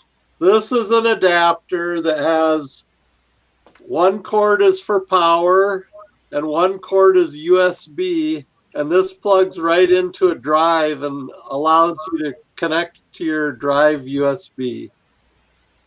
Really? Where'd you get that? Probably new. No, I think I got it from Newegg. It's actually made by Seagate. Really? A lot of the you can buy like an external device that connects USB to the computer and then has this connector. And all right, they can be used for, you know, a CD drive, a DVD drive, or a floppy disk. Well, I've got to look into that. I've got the floppy disk drive mounted in the case. But Yeah, you showed us that when we were talking about hooking up the flight simulator the other night. Right. Because somebody needed an ISO or an adapter or something. Yep. Yeah. Well, getting back to the model airplane part about this is obviously I use my computer every day drawing plans. And it's like, I think I'm beginning to reach the maximum that my little Asus laptop can handle. Because some things get kind of jiggy once in a while. And so I've got to get the desktop running because it has much more capability than this laptop. I like having the laptop though, because it allows me to take my laptop with me when I go up to Gordon Delaney's house, because I get up there. He always want me to do something with his plans, and I've drawn a lot of plans for him. You know, and he doesn't understand. You know, sometimes things he wants to make a little change here. Well, that changed 40 different other things in a line. Anybody that's drawn model airplane plans know what I'm talking about, especially when you get to the cut files for the laser. And so, yeah. Anyway. So I like being able to have the portability of the laptop, but I really want the power of that desktop or that tower, because it does have power. I mean, I built it that way for power. Yeah. Well, I finally got my desktop running. I've got a good sized monitor on it, and I put a second monitor on it from one of the leftover monitors from before. And when I run draft site, I use the little monitor for the command window and all of that kind of stuff. And the only thing on the main screen is the drawing itself, and that'll spoil you if you're working on on the laptop. That's for sure. Sure, well, I want that in the Word. Yeah, that's what I have. I wound up having I've got my main monitor is 27-inch 4K monitor, and then I have a 20-inch side monitor. Yep. Wow. Yeah. Wow. I'm so envious. I really appreciate that. One time, someday I get my act together, I really would like to consult with you better on what you were doing with different line weights and stuff. Your CAD drawings are a lot warmer than a lot of CAD drawings. Mine are all just they're all just plain and everything like that. But yours look like they've been drawn. They've got an artsy look to them and stuff like that. They are done better. So I'd like to be able to emulate that. Yeah, it's easy. It's easy. One of these days when you got time, we'll just do it. It's easy. Yeah, that's it. It's even easier in draft site than it is in AutoCAD. Yeah, yeah. So yeah, I have I have to split my screen. I have to go to view and I'll put in view two ports, and then I'll use a vertical divider instead of horizontal because I got my Asus has got a 17-inch long screen on it. So if I split it in half, it's basically equivalent to the old square screen I had when my cathode ray tube, CRT tube. Remember those? Oh my You know, God. 11 Yeah. inch, 11 inch. That's when I started.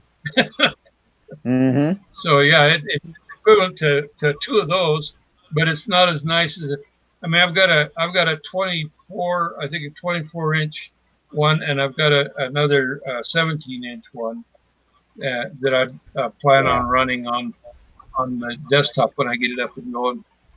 Where'd Dennis go? Dennis, you walked out on us. Oh, he's gone. Yeah, he's gone. Yeah, just Yeah. boom. That's too Somebody late. pulled his plug. It's getting And late. I might have Charles, to he's disappoint disappeared. Charles has disappeared. him. Well, Charles said Oh, goodbye there a he while is. ago. There he is. I thought he said Here I goodbye am. anyway. No, I didn't say Charles, goodbye. Yeah, I I knew was you were saying, standing. I was saying goodbye to saying goodbye to somebody. I misunderstood you. Yeah. There I he knew comes. you were standing over there. I knew you were still in the shop. There he is. Yeah, I was So just standing Charles, on are the you working fuselage. on that Strega? Yes, I am. Yeah, Getting any work working done? on the a little bit. Yeah, I was just sanding it on it. I put down a belt sander belt, it's like 5 feet long, and glued it down tonight. And then I was just putting the fuselage on it, trying to get it all flat and plain. Yeah. So, Square it up. Yeah. You got a good piece of glass. Yeah. yeah, it's like at least 3/8 inch thick, at least. Oh, that's good. Mine's not thick enough. It flexes, and my table's not flat on top. My old hot rod table. You know Yeah, where to so get a really thick glass? I'm talking about like an inch thick. Where? Is watch when a bank either changes their window size, whatever, on their drive up, or the bank moves out and the building's there and they want to make the building useful for somebody else. They'll take Oh, out wow. that glass. If you're there at the right time, you might be able to get it for next to nothing from the guys that are removing it. But that's half an inch to an inch thick glass, bulletproof glass.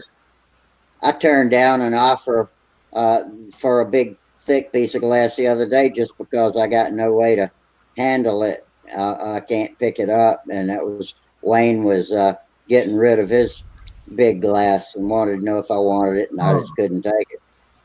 Yeah, So, it's a big, heavy I would glass. love Even to- this glass is heavy. yeah, I can't glass move Yeah, it. it's not light, Like that.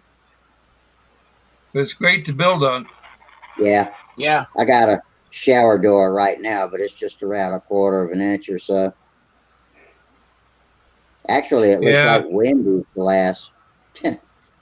Same vertical etches on stripes in it. So Really? Oh, that's cool. yeah, yeah. It's Yeah, I've cool watched so except many for videos. it's cool except for it's flexible too. Cool and flexible. Hey, I've got a question, Rusty.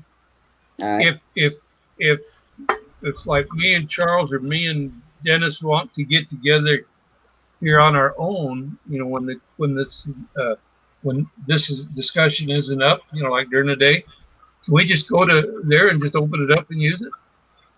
Yep. Yep. Like you came in tonight. It'll be here. Denny, we can discuss line weights. Yeah. Or you can just type 8x8.vc into your browser, and one of you type it and then get the link from the little white round question mark at the bottom right. Send the other party the links, and that'll open up your own new private chat. Oh, really? I have to play Yep. with that. Yeah, that's Yeah. interesting. Yeah.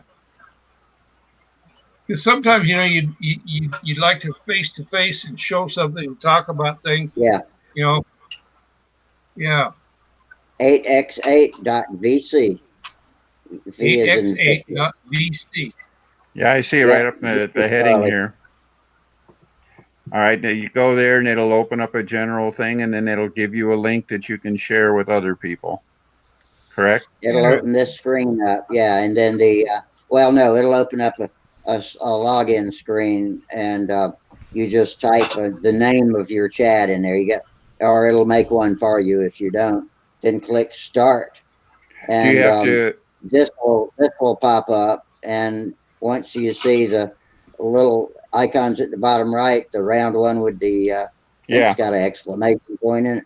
Yeah, you click on that and say copy and paste that into email or wherever you want to put it, where your other friends can click on it, and they'll come in with you. And you can save that. Yeah, You know, I mean, you can always use that title if you make your own title, you know, or whatever. Then you can always use it again, or you can use these old ones too. This would be the easiest one to get into, I think. Yeah, yeah. Just go to one, you know, last night's thread or whatever, and click on it at the bench, and you can both come in. Pretty sure about that. Yeah. Well, I know I've gone in there, you know, and gone on there just to see, you know, just to get used to the idea of moving around in it, and it's picked up, and I can see myself in there, you know, through my camera and that. But there's never anybody else there. But I would imagine somebody else could Anybody enjoy. click the link? Yeah, if anybody else clicked the link, they'd be right there with you. Interesting. And with just two of That'd you, be you the won't easiest. have all the glitchy problems that we do when we got a bunch of us in here. We've been having Actually, the biggest crowds ever lately. We've had 12 and 15 people in here a couple of times lately.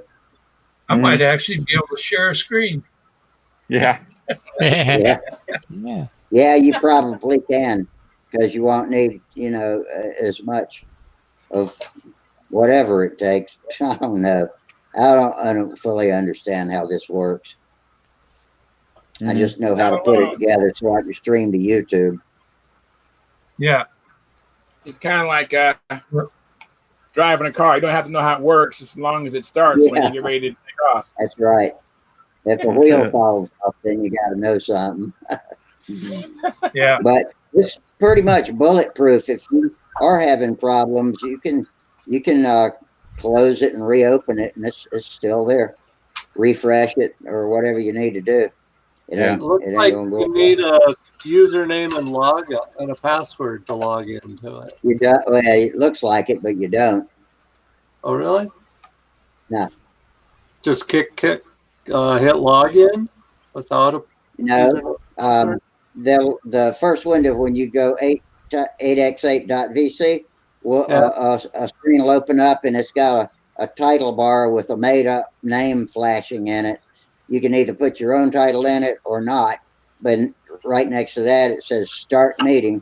Click on that, and you're done. I just tried it, and it wants me to log in. Let me try this again. Back up.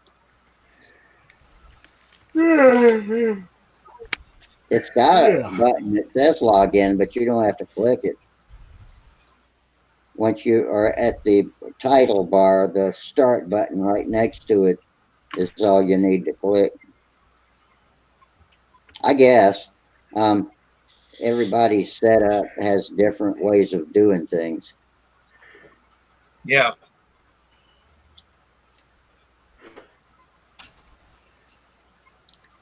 Anybody else try it? I'm trying it right now.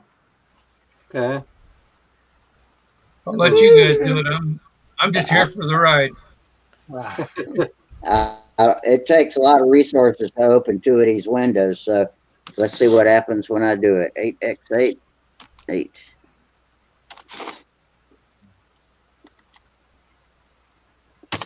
Okay, and round and round and round we go. 8x8 video meetings. And there it is. Yeah, Says just here like fully you said, free video I got conferencing. I got a window. Yeah. I'm looking at myself, and I got something to share the link. Yep. There you go. That's all Work you as got to do. advertised. That's pretty easy. That's 8 pretty by 8. doggone easy. Tom, did you get that to work? No. Come on, Tom. You're the engineer. Come on. Yeah. We must have missed school that day. Yeah, when it comes to PCs, he speaks in tongues, right? I mean, he knows what he's doing. So Yeah. oh, Okay. Well, you'll have to be the recipient of the link when one yeah, of you these other can't. guys. What I found is I couldn't type in the name of the meeting. I just stuck with whatever came up, and but I just said start your meeting or whatever the blue box was, and it took it a few seconds delay, but it came in. So Its own meeting suggestion names are funny. yeah. If you ever read them. There's probably a Okay. lot that's already taken. That's probably why. It worked that time. So Okay. 8x8.vc. Is that what you said? Yep. Victor Charlie. Okay. Yeah, I'd like to try that. My brothers and my nephew and I, we sometimes get really going in a text messaging, be showing off whatever we're working on and stuff like that. It'd be great to say, hey, stop. Let's just do a chat here. That would be fun to It's do hard that. texting. I do text, but I don't like it. It's difficult to do for extended periods like the kids do, and they're lightning fast on the keyboard, and I'm like punch, Using their thumbs. punch. Yeah. My thumbs aren't that agile. I have to use my fingers. Yeah, my wife does all she just speaks into it, voice activated. Sometimes My her wife text does that too. sometimes her text messages come out in languages you've never heard of. But it doesn't necessarily listen or translate what translate what she said or what she thought she said into English. So I refer to it as yeah, she reverted. She's from Ohio, so sometimes she reverts to speaking Buckeye, instead of English. But, Speaking of texting, I texted Rich Malik your email address, so maybe he'll be contacting you soon. Yeah, he already has. He said he left some stuff with my dad. Well, we went through all of my dad's stuff, and we don't have anything that matches his description. I've told him that at least 6 times, and he still insists that if he asks me again, maybe it'll turn up this time. I don't know. What's he bugging me for your email address for if he knows how to get in touch with you? Well, he sent me something, and it's like, what part of no don't I understand?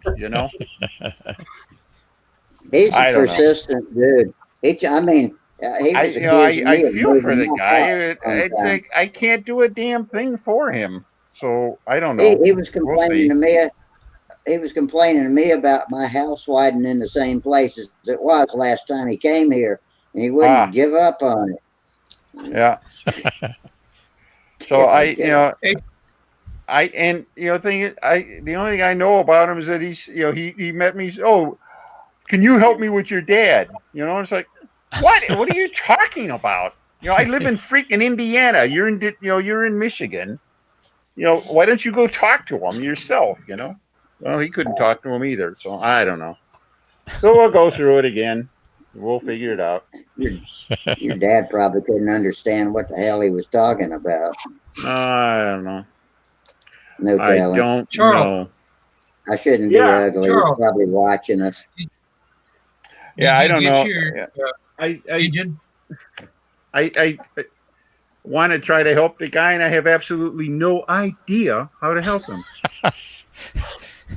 And so I don't know. Maybe it'll be different, but probably not. We'll see. We'll try. Yeah, We'll go John's through the doing it. motions. We'll try it again, and I don't know. We'll see what happens. Yeah. Hey, John, I still have not received my engine yet. Is it still in New York? Yes, now it's in Queens. So it was in they call it ICS. I guess that's kind of like the customs area when things come in. It was there from the 14th of this month, and then finally this morning I saw that it had went to Queens, and it left Queens this morning. So so I think now I'm optimistic that maybe in like by the end of the week I might have it. Because I don't know, Charles. I mean, where you live in Queens, that's all. If it takes them a month to get whether you can hear me or where not, it was but in New York to Queens, I lost you again. It's I have just to been no refresh. short. It might be a year before you get it. I know. But you know what? I looked at my previous things I got from the Ukraine. It's not the first thing I've got from Ukraine, and I saw that once it got to Queens last time, it only took like 3 days. So I'm basing this on prior COVID-19. Yeah, everything's messed up. Yeah, so well, I'm thinking it might be by the week. Ruslan was on the forum yesterday. Did you see that? He was talking about his flying line. Yes, I saw that, and I'm actually hoping I can secure. Get some. I have a couple of reels I got off of Tom Morris, some the 014s. And I made up one reel, and I tried it, and I liked it. I flew it on my Olympic, and I'm not sure what length I had on stainless steel, but I went ahead and increased it by 2 feet with the brass lines, and it felt good. I mean, when I went up high or above 45 degrees, it didn't get slack. It was I was pretty impressed with it. So I've never heard of 014s. What were they? 7-strand twisted, or what were they? These are like four-strand brass lines. They're not brass. They're brass coated. They're steel brass lines coated, with brass coating on. And I had some like that. The first time I used them was at the NAS. Like that. When I flew a Sparky's Junar, that was the very first time I ever used those brass lines, and I couldn't really tell the difference because all I knew was, a couple of flights on that plane. I had no idea what the difference was. I was still trying to figure out everything else, But yeah, they're pretty good. I hope the rule changes. It'd be nice. Yeah. The problem is like if you fly in, if like my Legacy there has to have 18,000 lines, on 7-strand, right? And it handles it just fine. But they say that the 16-strand with the 4-strand, or the 16 diameter with the 4-strand, is actually stronger than the 18,000 stuff, and there's no stretch to it. That's not surprising. Yeah. What's that, Rusty? I said that's not surprising. Come to think of it, that it's stronger. Well, yeah. The problem is it's going to take a rule change to allow planes that are required to fly on 18,000 lines to be able to fly on these 16 4-strands. Yeah. Good luck with that. Yeah. Well, the thing would be if they set it up to where there was a minimum that you could go if it could pass the pull test, would be okay. That's kind of what they did with the fishing line stuff, you know. Yeah. But you can't use the fishing line in competition. Well, actually, Anyway, the proposal is in right now to make the basically design the line sizes, well, basically to get rid of the line sizes and only keep a pull test requirement. And the idea there was to get past the 4-strand, issue and the what you call it, the Power Pro line issue and stuff like that. Just Something like basically that. fly whatever you want. And Yeah. seems really, risky or iffy and whatever like that. But the proposal's there. If we can get it in, that would be the best, the best way through all of these issues. That's true. That's true. I got a private message today from Gil Causey, bootlegger. I think that's his name on Stunthangar. Yeah. And asking me about what type of lines for half A, and I could not remember Spectra, Power Pro. I just wrote it down now that it's come to mind, so I'll get back with him tomorrow and tell him what I know about it. We had a big discussion one night about that, and Michael Linsky knows everything we need to know about it, but I certainly can't remember all of it. And I'll tell you what I know about it. Basically, the AMA general rule section, right in the book, or you can get the line or the book downloaded. Right. It has the information that you need as far as the recommendations for the line and how to tie it. Although frankly, there's better ways to tie the lines, easier ways to tie the lines. Yeah, I think they do a Palomar knot or something like that. But there's a real simple knot that's actually stronger than the AMA. Mike showed it. I wish there was some way to know what was in our shows so I could go back to tell people where to look, where we talked about something, but there's no way to index all that stuff. And there's Michael Stinson did a little YouTube video on tying the knot, a little 4-minute video, and it shows it better than he did a real nice job with it, and it shows it better than any of the little drawings or anything like that. But back to the original thing, if that rule proposal can go through, that would be the best, and that would actually put us at the same level of rulemaking as the FAI, the international rules. We would be adopting their definition of line sizes, which basically is pull test, and they don't care about line material or what size they are. If you think you can fly your Strega on 10,000 solids, hey, if you can pass the pull test, you're good to go. Is that Michael Stinson, his name on Stunthangar or YouTube or what? Yeah, Mike Stinson is he's on Stunthangar, and I think that's his name on YouTube also. Either way, I can find him. Okay, I'll tell Gil about that too. I'll look at him first and make sure it's got what we need. Okay. Have you guys ever seen? I'm flying off tonight, I think. Yeah, I think I'm going to bail out here too. I've missed a couple of. It's kind of late. I'm surprised you guys still up. I'm having a good time. I hate to have to bail, but I just don't want to burn up so much of tomorrow morning. And my stomach is down for my midnight snack. Understandable. Anyway. Yeah. Understandable. Right.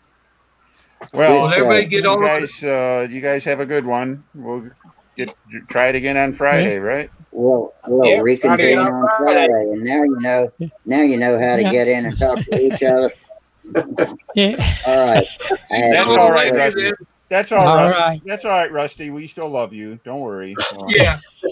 I love y'all too, Jim. All right. Y'all take care. Fair winds, tight lines, and we'll see you later. All right. Goodbye. Take care, my friends. Goodbye. Bye. Goodbye. Goodbye. Live streaming has